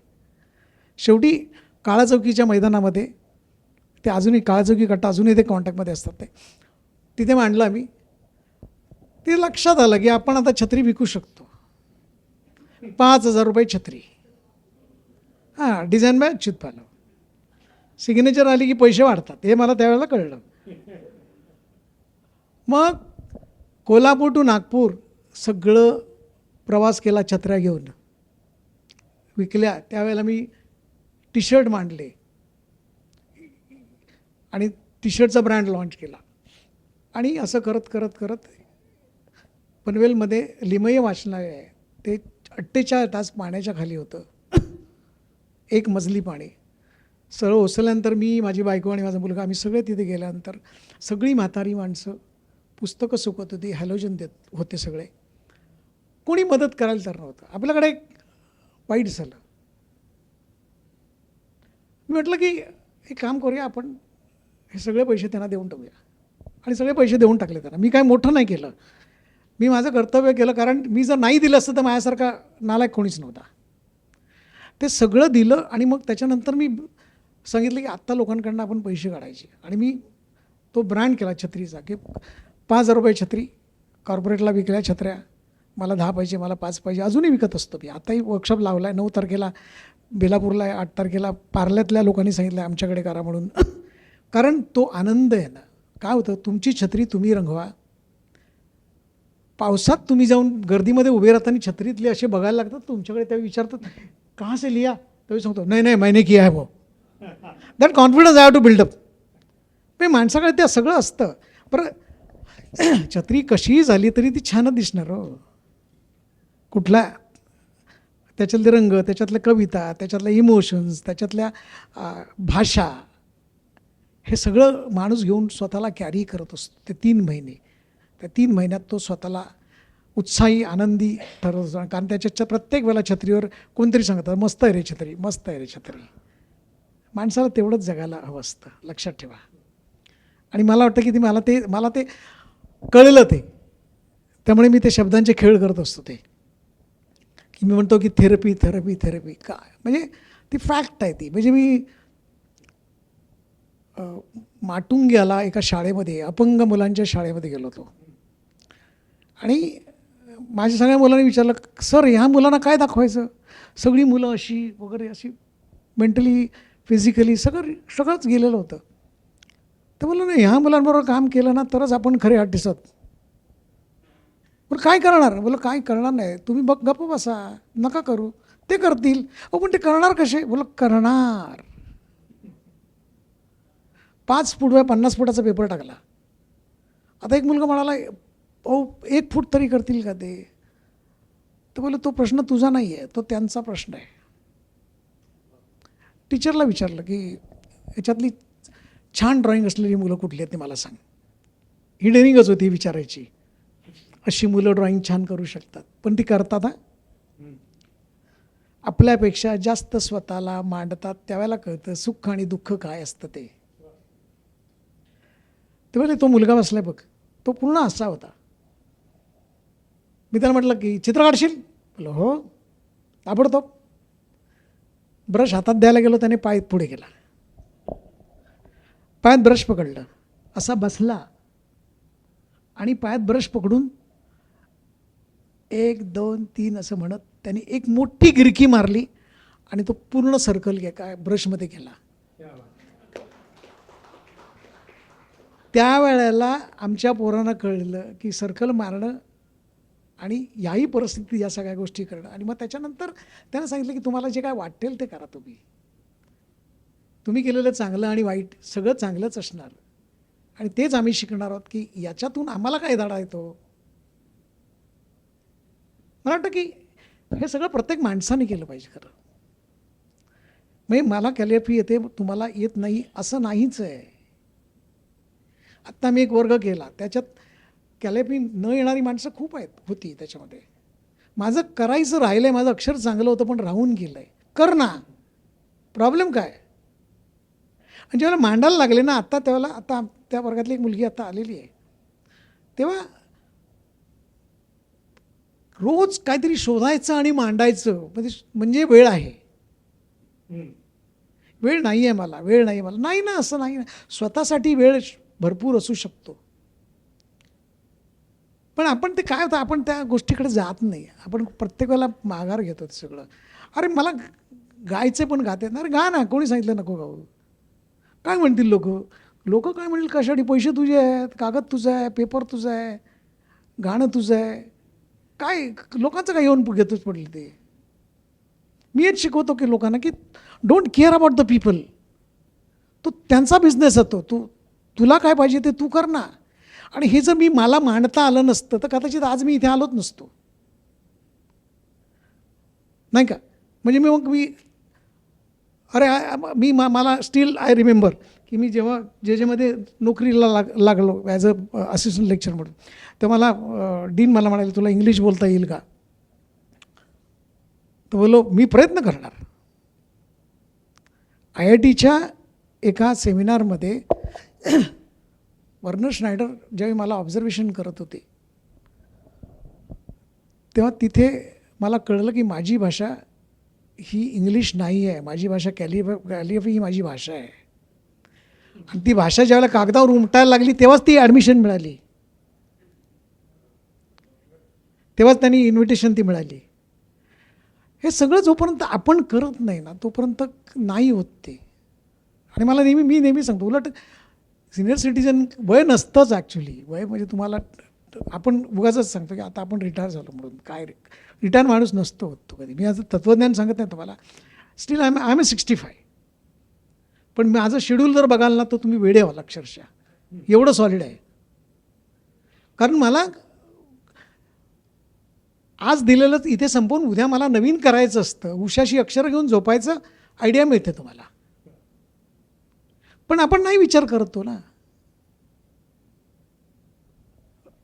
जवळजवळ जगातल्या 10-12 देशांमध्ये तुमचं काम आहे, परंतु त्यातल्यातही विशेष म्हणजे पॅरिसमध्ये जे काय म्हणजे आपल्याला करायला मिळालं तो एक मोठा विलक्षण असा अनुभव होता. हो.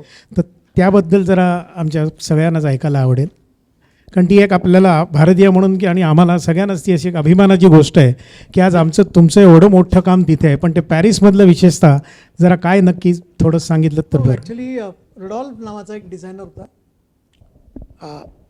French designer. त्याने पॅरिसमधलं बरंचसं म्युझियम्स, स्ट्रीट्स, काही सिटीज डिझाईन केलेल्या होत्या. तर त्याने असं म्हटलं होतं की इन्स्टेड ऑफ पेंटिंग, कारण त्यांच्याकडे पेंटिंगचा खजिनाच आहे, आपण कॅलिग्राफी वापरूया. मग त्याने 50 लोकं सिलेक्ट केली आणि मग मेल पाठवले, काम पाठवा. योगायोगाने मला उशिरा मिळालेला तो मेल, पण मी पाठवलं, त्यामुळे मी आशा सोडली होती खरी. पण त्याचा मेल आला की तुमचं काम मिळालं, आम्हाला आवडलं, आम्ही स्क्रुटिनाइज करतो आणि तुम्हाला कळवतो. मग 40 जण, मग 25 जण, मग 15 जण, मग 10 जण आणि मग 7 जण. 7 जणांमध्ये देवनागरी आली असल्यानंतर तो असा एक आनंद होता. आता हे सगळं मांडायचं काय हा परत प्रश्न. आपले संत आपल्यासाठी आहेत, ज्ञानेश्वर, तुकाराम, नामदास, ज्ञानेश्वर, जनाबाई, शांता शेळकेपासनं, नादो मानवपासनं सगळ्यांना पिंजून काढलं आणि पॅरिसच्या भिंतीवर ज्ञानेश्वरांची भिंतच तशी अक्षर भिंत उभी करून टाकली. 112 मीटर आहे ती, मोर दॅन दॅट. आणि गंमत सांगतो तुम्हाला, आपणच विचार करतो हे मराठी कोण वाचणार आहे, त्यांनी तो विचार नाही केला. त्याच्या खाली फ्रेंच आणि इंग्लिश ट्रान्सलेशन लावलं. आजही आपण किती म्हणजे कर्मधर्म संघाने आपल्या राज्यकर्त्यांनाच कळत नसतं की आपण काय करतो आहे ते. हे दुर्दैव आलेलं आहे. त्यामुळे कल्चर डेव्हलप किती करणार. मला नेहमी वाटतं की माझ्या देशामध्ये, भारत हा शेतीप्रधान जसा तसा मग म्हटलं लिपीप्रधान आहे, त्या लिपीप्रधान देशामध्ये प्रत्येक राज्यामध्ये त्या लिपीचं एक म्युझियम असावं, त्याची सगळी इन्फॉर्मेशन असावी. दिल्लीमध्ये सर्व भाषिक एक म्युझियम असावं. हे जेव्हा घडेल तेव्हा जगाला कळेल की भारत हा केवळ सुंदर देश नाही आहे, तो सांस्कृतिकरित्या लिटरेचर वाईज, लिपी वाईज केवढा मोठा देश आहे. कारण एवढा मोठा भाषांचा देश जगामध्ये कुठलाच नाही आहे, नाही का. त्याच्यामुळे काय होतं की जेव्हा जातो तेव्हा तिथे काम जातं, लोक घेतात, ॲप्रिसिएशन असतं. इथे आल्यानंतर परत अरे काय तुझं काम आहे ना, ते जाणारच होतं, हे ऐकायला मिळतं. मधल्या काळात जेव्हा आता हे रशियन मुलांना शिकवलं, मी काही पत्रकारांना सांगितलं की हे जरा न्यूज चॅनलला वगैरे सांगितलं की जरा मांडा कारण आपल्या मुलांना कळू दे, पण ते नाही झालं. हे दुर्दैव आहे. मी आता द्वेष नाही, माझा राग नाही त्यांच्यावर, पण कशाला महत्त्व द्यायचं हे आपल्याला जोपर्यंत कळत नाही ना तोपर्यंत हे असंच चालू राहणार आहे. त्यामुळे कधी म्हणतं कलाकार उपेक्षित राहिलं असं, तर ते दुर्दैव असतं. त्याचं कारण तेच असतं त्याच्यामध्ये. आज बघा ना, जहांगीरसारखी एकमेव गॅलरी आहे फक्त भारत देशात, है ना. का नाही जहांगीरसारख्या 10 गॅलरी झाल्या. आज 6 वर्ष वेटिंग करावं लागतं तुम्हाला, तोपर्यंत अर्धवय झालेलं असतं, काम जुनं झालेलं असतं, बाहेर निघून गेलेलं असतो. तेच जर झालं तर इकडे बघा तिकडे बघा. आज परदेशामध्ये नुसत्या बिल्डिंगच्या बिल्डिंग आहेत. पॅरिसला जा, रशियामध्ये जा. रशियामधली गंमत तुम्हाला सांगतो, मीच बोलतोय जरा. कॉम्प्युटर आल्यानंतर लहान मुलांच्या मनावर परिणाम झालेला होता आणि त्यामुळे त्यांनी लिहिणं सोडलं होतं. हे रशियन लोकांनी बघितलं. मग उपाय काय, जगातले सगळे सुलेखनकार बोलवा, त्या लहान मुलांसमोर उभे करा त्यांना आणि काम. तुम्हाला सांगतो ते एक्झिबिशन इतकं प्रचंड मोठं होतं, आपलं सचिवालय असतं तसं. मुलांच्या गाड्या, कोणी मोठा माणूस नाही त्याच्यात. सगळ्या शाळांना सांगितलं होतं की तुम्ही येऊन बघायचं म्हणून, आणि आम्हाला सांगितलं तुम्ही त्यांना समजावून सांगायचं. तिथे एक आयुष्यातला खूप मोठा आनंदाचा किस्सा होता, तो सांगतो तुला. ज्या दिवशी प्रदर्शन होतं त्याच्या आदल्या दिवशी मी पोचलो संध्याकाळी 6 वाजता, त्यामुळे सगळं गॅलरी बंद झाली होती. माझी दुभाषी होती, मी त्याला विचारलं मला बघता येईल का, ती म्हणाली नाही, इट्स ऑलरेडी क्लोज. तर दुसऱ्या दिवशी सकाळी आपण जाऊया. ओपनिंग होतं त्याला. एक असा कॉर्नरला तिकडे प्रचंड गर्दी होती. तर मी तिला म्हटलं ती गर्दी काय आहे सगळी. ती म्हणाली कोणाचं तरी काम लागलं आहे आणि तो आर्टिस्ट अजून आलेला नाही आहे आणि people are waiting for that artist. तर मी म्हटलं आपण तेही बघूया, कारण आलो आहोत तर सगळ्या लोकांची कामं बघितली पाहिजे. हळूहळू पुढे सरकत गेलो तर ते माझंच काम होतं. तर मी तिला म्हटलं की दिस इज माय वर्क. म्हणजे यू आर अच्युत. मला बोला हां. मग तो सगळा माहोल जो होता तो सगळा बदललेला होता हे मला कळलं, कारण माझा क्लास होता 45 मिनिट्सचा, तो ओव्हर पॅक्ड होता. हां. आता परत एक रिस्क घ्यायची. परदेशात आल्यानंतर रिस्क घेणं आपलं काम आहे. रिस्क काय आपल्याला मान का चोरी करत नाही होत. 45 मिनटात मी त्यांना म्हटलं की मला क्लास खाली करून द्या. तर त्यांनी मला वेड्यात कळलं, अरे लोकांना 45 मिनटं पुरत नाही, तुझा प्रॉब्लेम काय आहे. So I want everybody should go out for 2 minutes. आणि मी तो पेपर घेऊन गेलो होतो, 5 फूट या 50 फुटाचा पेपर. ते आमचं अंथरूण असल्यासारखं होतं ते.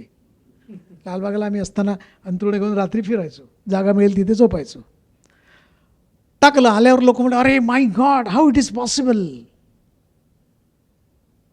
शेवटी तुमची बॉडी लँग्वेज असते. तो सगळा पेपर मी 3 मिनटात पूर्ण केला आणि मला म्हटलं आता तुमचे काय क्वेश्चन असतील तर विचारा. आणि मग तिथे आपलं ज्ञान सुरू झालं. ब्राह्मणे बाळवत अक्षर घडसून करावे सुंदर वगैरे, ते तशा गांधी टोपी घेऊन गेलो होतो, ती घातली आणि सुरू केल्यानंतर कर्मधर्म सगळे ते सगळं पुतीन बघत होते आणि ते म्हणाले व्हॉट अ इंटरेस्टिंग पर्सन यार. त्याने ते ऑर्गनायझरला सांगितलं मला भेटायला आवडलंच त्या माणसाला, पण आम्ही दुसऱ्याशी फ्लाईट होतो त्यामुळे नाही आलो.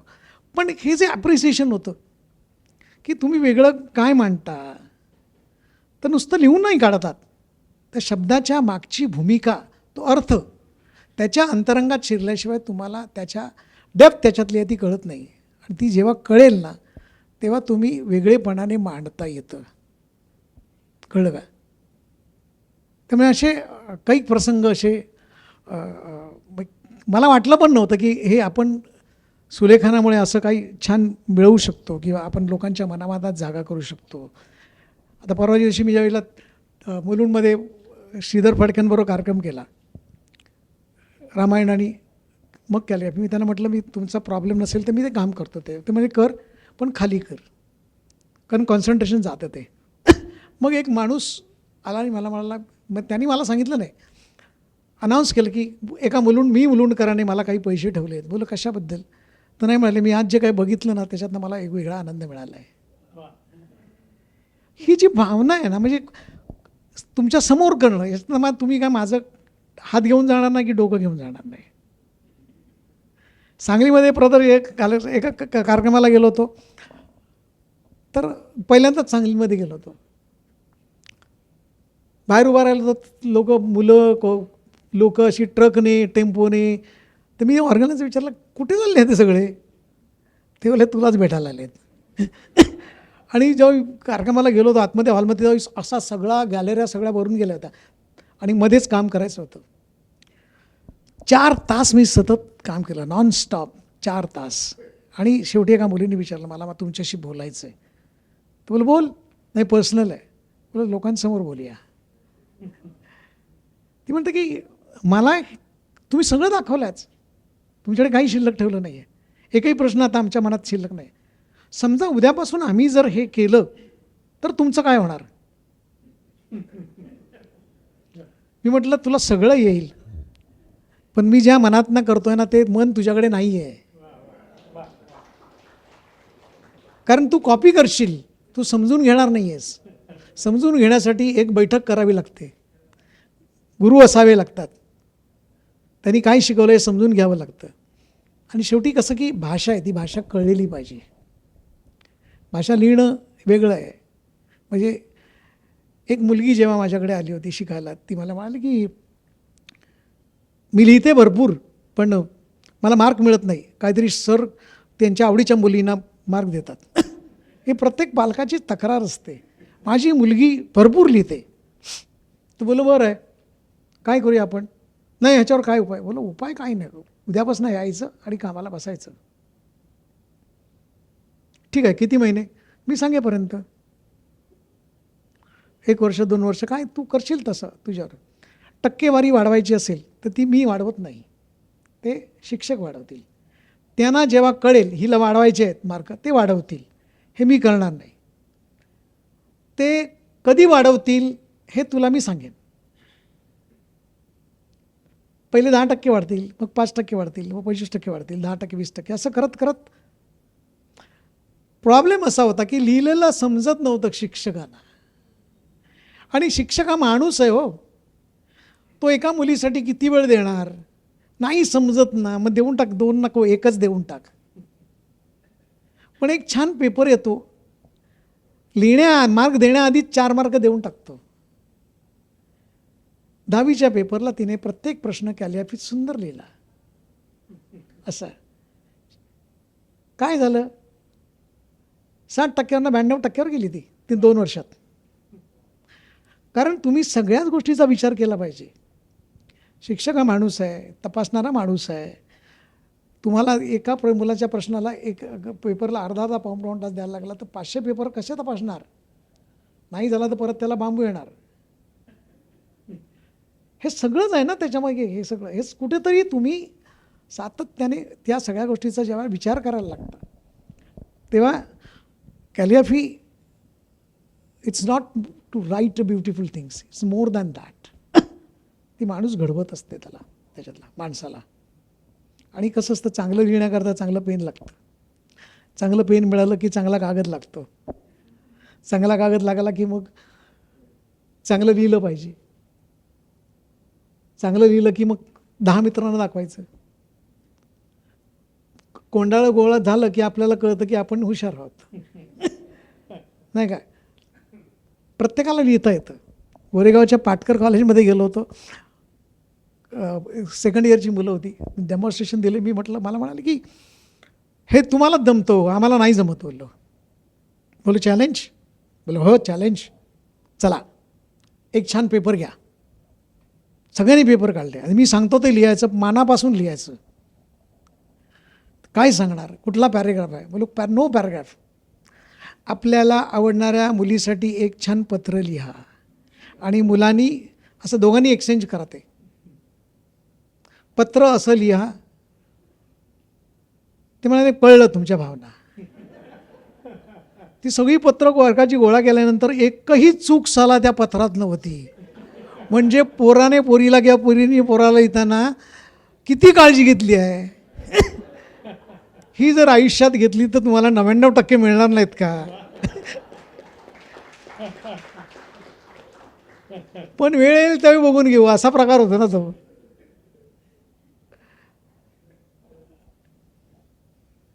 त्यांना पण देऊया विचार, त्याला काय विचारायचं असेल तर. नाही तर म्हणतील फक्त पालवांनी सांगितलंय.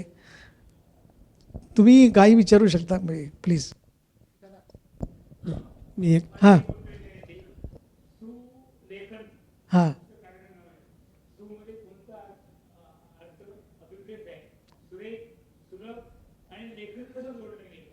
आपल्याला जो अभिप्रेत असलेला अर्थ मनात असतो. आपल्या लिहिताना ते छान असावं, सुंदर असावं, सुरेख असावं, ग्रॅमॅटिकल मिस्टेक नसावी आणि आनंद देणारं असावं.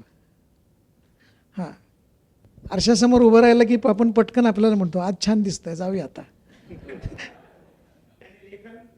लेखन चांगलंच असावं, वाचनीय असावं. एक सरांची वैशिष्ट्य सांगतो.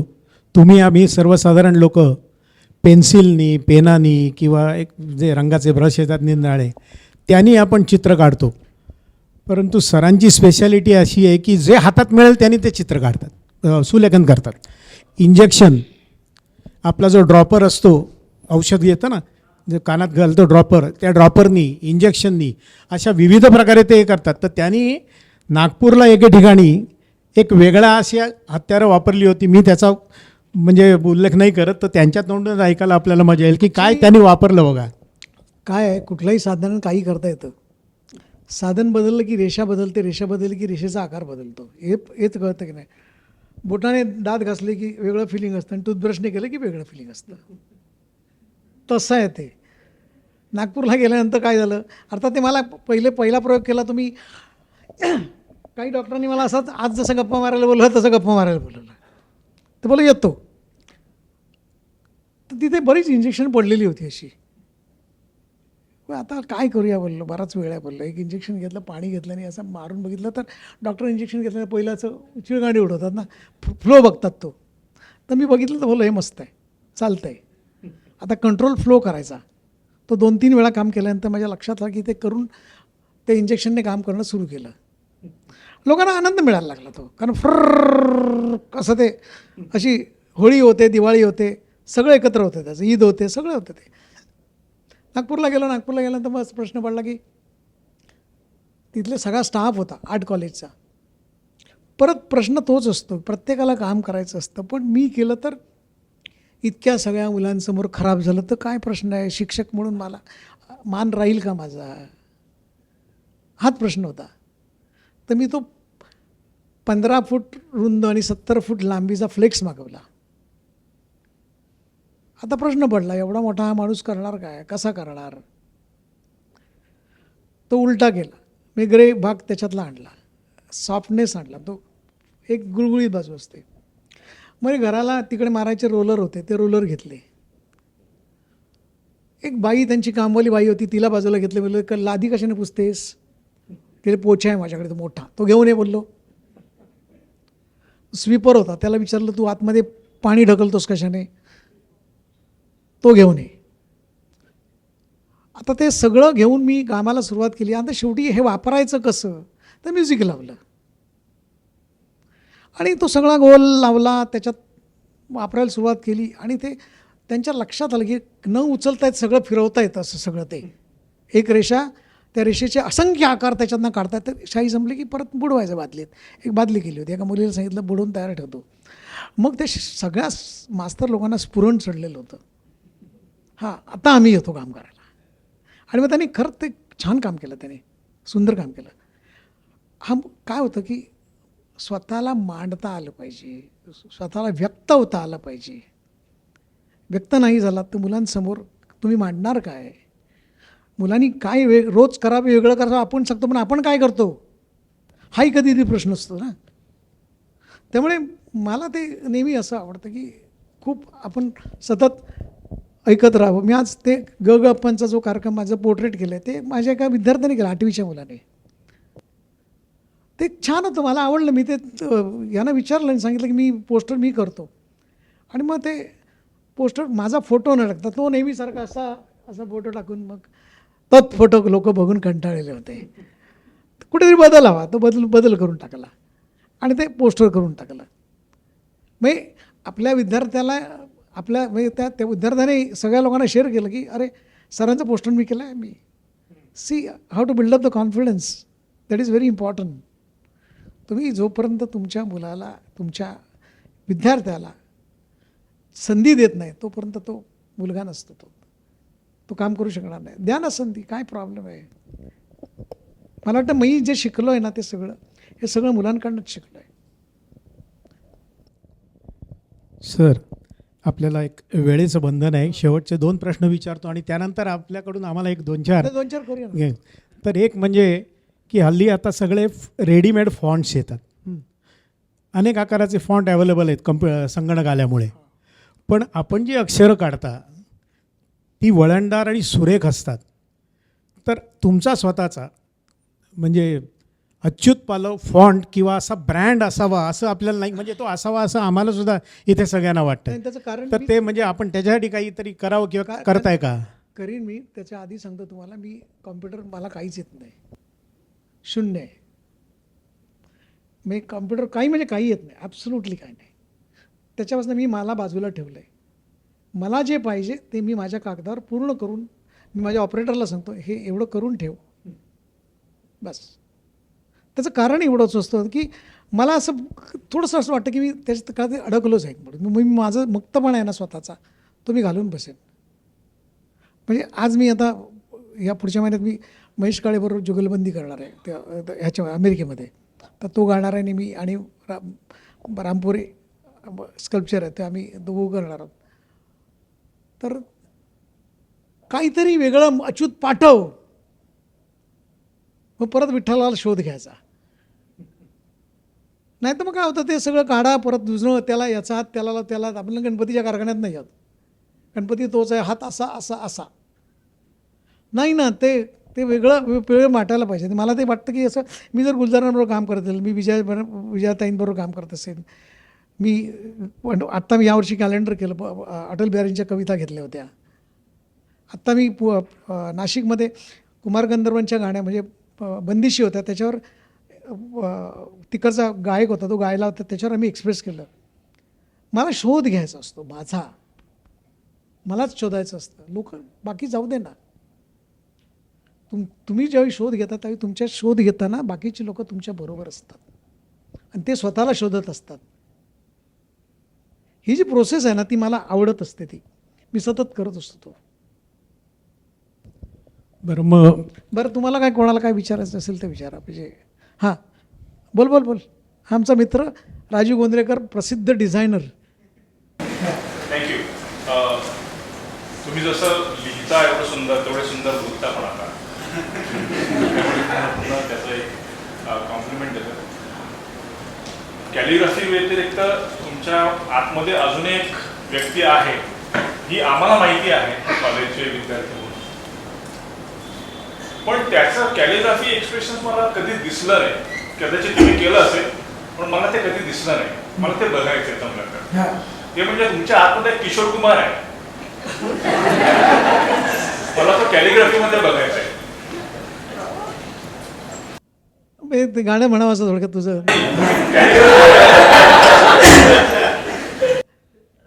ते गाणं लावलंच तर मजा येईल. पण मग ते राजू म्हणाला बरोबर आहे, कारण कॉलेजमध्ये असताना हा एक छंद म्हणजे म्हणण्यापेक्षा काय ते लालबागला असल्या करताना एक सकाळी उठल्यापासून संध्याकाळपर्यंत कोणतरी नवीन जन्माला आलेलं असायचं, नाही तर कोणतरी गेलेलं असायचं. त्यामुळे सगळीकडे रेडिओ लागायचा.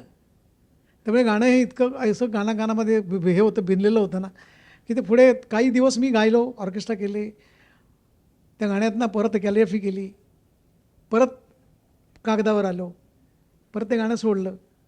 कारण बोललं शेवटी मला कागदावर काम करायचं आहे, कळलं काय. पण त्या गाण्याचा उपयोग खूप झाला. कारण काय होतं की गाणं तुम्हाला पुढे नेत असतं असं माझं मत आहे. ते थांबवत नाही तुम्हाला. आणि सातत्याने किशोर कुमार किती आहे का, तो दर्दभरी पण असतो, तो एन्जॉय पण असतो, तो आनंदाचं सॉन्ग पण असतं. सगळ्या प्रकारचे मूड असतात त्याच्यामध्ये. तो असो, रफी असो, ही सगळी आपली म्हणजे आपल्या लोकांचे हे आवडते आहेत. त्यामुळे ते कुठेतरी तुम्हाला सातत्याने प्रेरणा देत असतात असं वाटतं मला. ते आपण करूया काहीतरी कॉम्पोजिशन करूया नक्की. तू गाणं म्हण राजू. या आणि कोणाला काय विचारायचं हां बोल बाबा. नमस्कार, मी अमोल नारायण मालवणकर. मला ॲक्च्युली कॅलिग्राफीमधलं सी पण कळत नाही, पण एक प्रश्न आहे. जसं सरांचं एक उद्दिष्ट आहे की कॅलिग्राफी ही सगळ्यांना कळावी, प्रसिद्धी व्हावी. तर कधी असा योगायोग आला नाही का, जस्ट बाळगोत प्रश्न आहे की रेल्वे स्टेशनांची सगळी नावं मराठीत आहेत. ओके, मी बऱ्याच वेळाला बघतो की बरीच मुलं तिथे चित्र वगैरे काढतात, पण अनफॉर्च्युनेटली लोक त्याच्यावर तुटतात. पण रेल्वे स्टेशनाच्या नावावर कधी तसं गोष्ट केली जात नाही. तर ती नावं एक वेगळ्या रूपात कॅलिग्राफीच्या हे आपल्याला कळलं तरी वरती कळलं पाहिजे ना. नाही हा तुझं बरोबर आहे. छान सुंदर असावी रेल्वे स्टेशन वगैरे. नशिबाने आता सगळं सर्वेक्षण, स्वच्छ सर्वेक्षणाखाली आपण खूप छान शहरं करतो आहेत, पेंटिंग करतो आहे. मी पण बऱ्याच भिंती रंगवल्या आमच्या नवी मुंबईत केल्या. आत्ता मी संपूर्ण शहर पिंपरीचं रंगवलं मी आणि माझ्या साथीदारांनी. काय असतं की कम्युनिकेशन परत असतं. सर्वसामान्य माणसाला ते कळावं लागतं. आपण ग्रॅज्युएट झाल्यामुळे माणसाला का ते कळेल, 10वी झाल्या माणसाला का ते कळणार पण नाही. तसं कॅलिग्राफीची सोनोग्राफी झाली तर परत प्रॉब्लेम होऊ शकतो. त्यामुळे जेव्हा कधी याचा संसार चालू करशील ना तू, ह्याचं आत्ताच लग्न ठरलं आहे. तर तेव्हा छान आपण काहीतरी तुझ्याकडे येऊन करूया. सर आता मी आपल्यामध्ये येत नाही, फक्त एकच आपल्याला सांगतोय की सरांनी काही कॅलिग्राफीवरती पुस्तकं केलेली आहेत आणि ती पुस्तकं बाहेर आहेत विक्रीसाठी. विक्रीसाठी आहेत. इंग्लिश आणि इंग्लिश देवनागरी, त्याच्यामध्ये इंग्लिश B2C म्हणजे बेसिक टू कमर्शियल असं आहे. त्याच्यामध्ये देवनागरी शिकण्यापासून ते कमर्शियल त्याची व्हॅल्यू कुठपर्यंत आहे, काय करू शकतो. आणि आपल्याला काय होतं, प्रॉब्लेम होतं की शिकलो पण आता करायचं हा प्रश्न असतो. आणि चान्सनी नावाचं बुक आहे, दोघांची किंमत एक 350 एक 350 असं काहीतरी आहे. तर ती आजच्या दिवशी 300 रुपयाला आहे आणि जर विकत घेतला तर सही फ्री आहे तुझी.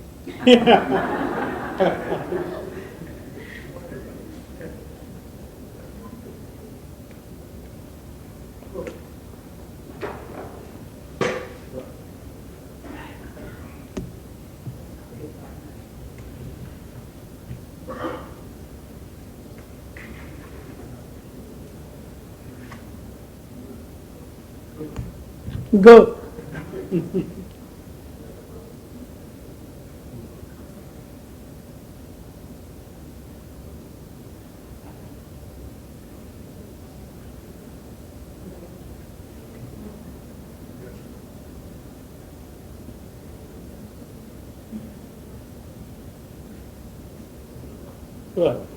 प्रेम मला आवडलं.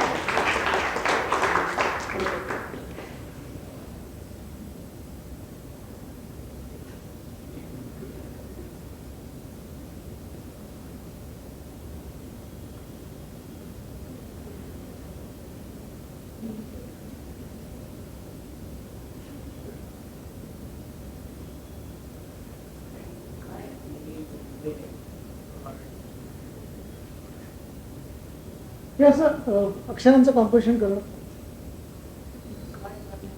एबीसीडी याचे जे काही पण पुढचं तुम्ही मराठल्या मला फोन करायचं.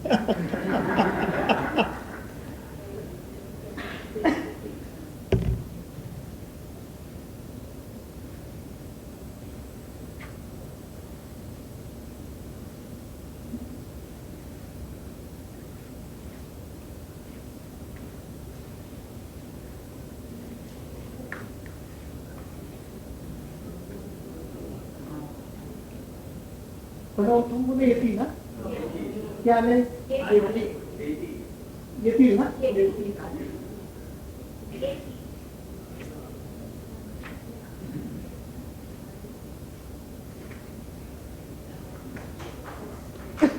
हे शब्द बोलतात किंवा जेव्हा लता लिहायचं होतं मला, तेव्हा मी असं छान लता लिहितो.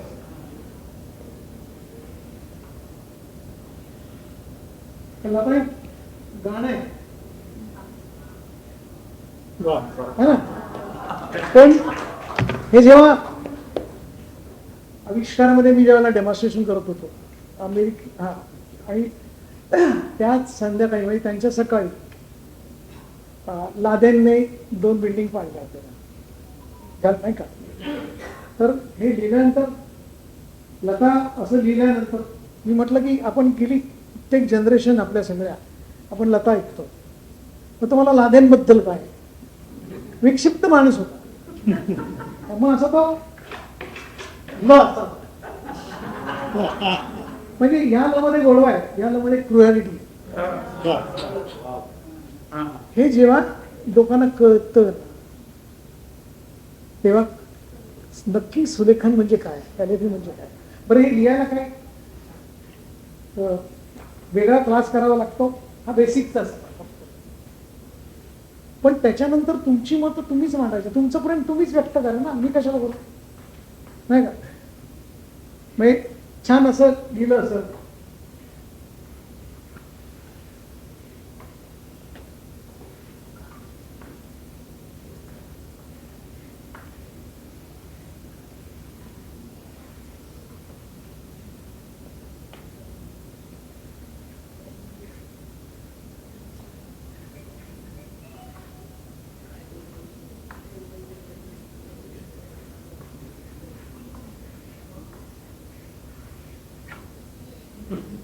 छान. मग त्याच्यात तुम्हाला असं वाटलं की इथे कुठेतरी असं बाळगावर नाही सांगितलं आपण काय.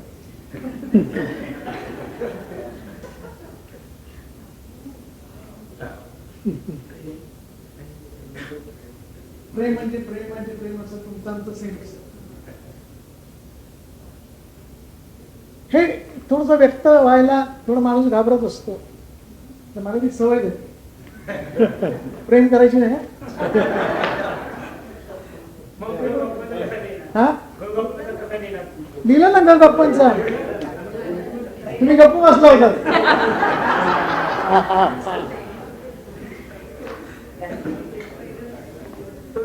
हो ते नाही झालं तर मला जाताना बघूया हे करतील ते काही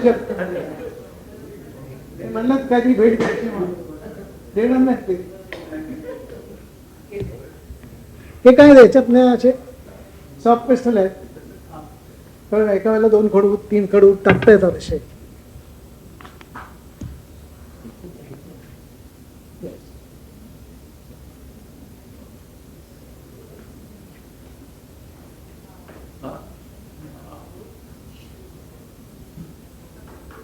हा गप्पांचा नाही, गणपतीचा.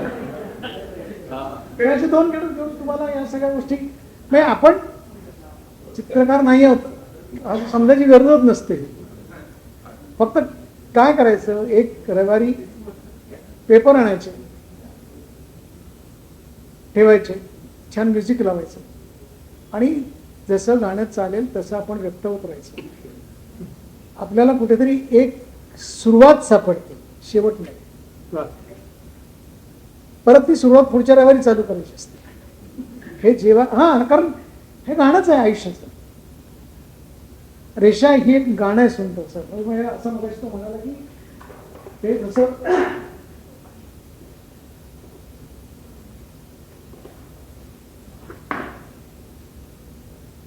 हे किशोर कुमारचं गाणं होतं, उठलं रे हे ते मांडता आलं पाहिजे. आपलं जे भाषा आहे ती भाषा तिला आकार देणं, तिला चित्रात मांडणं हे आपलं काम आहे. आणि हे जर नाही केलं आपण तर मग आपण तसंच राहतो. म्हणजे त्याच्यावर परत एखादा काय करायचं असं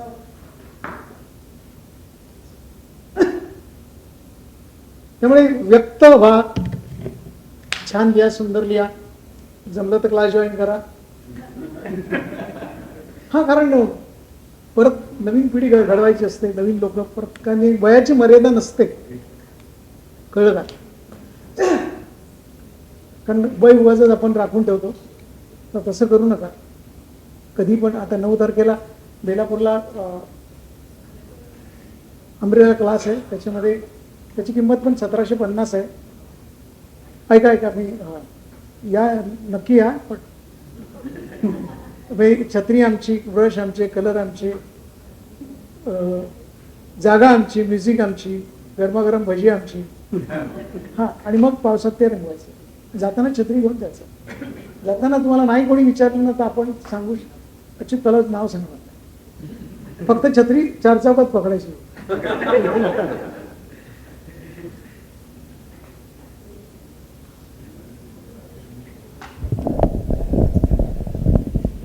ही गप्पांची मैफिल संपू नये असं तुम्हाला आम्हाला सगळ्यांनाच वाटतंय, परंतु शेवटी आपल्याला काही वेळेच्या मर्यादा आहेत. परंतु एवढ्या थोडक्या वेळेमध्ये त्यांच्या या कॅलिग्राफीमधून आणि त्यांच्या बोलण्यातून एक जीवनाचं मोठं तत्त्वज्ञानच त्यांनी आपल्याला सांगितलेलं आहे की सदा हसत राहा, आनंदी राहा आणि दुसऱ्यांना आनंद देत राहा, जे ते आज करतायत. त्यांची कॅलिग्राफी अशीच अनेक वर्ष चालू राहावी अशी मी परमेश्वराकडे प्रार्थना करतो आणि आम्हाला नेहमी त्यांच्या कॅलिग्राफीतून नेहमी आनंद मिळू दे हीच प्रार्थना. आपण सर्व इथे आलात, पुन्हा एकदा सर्वांचे आभार. हा कार्यक्रम इथेच संपन्न झाला.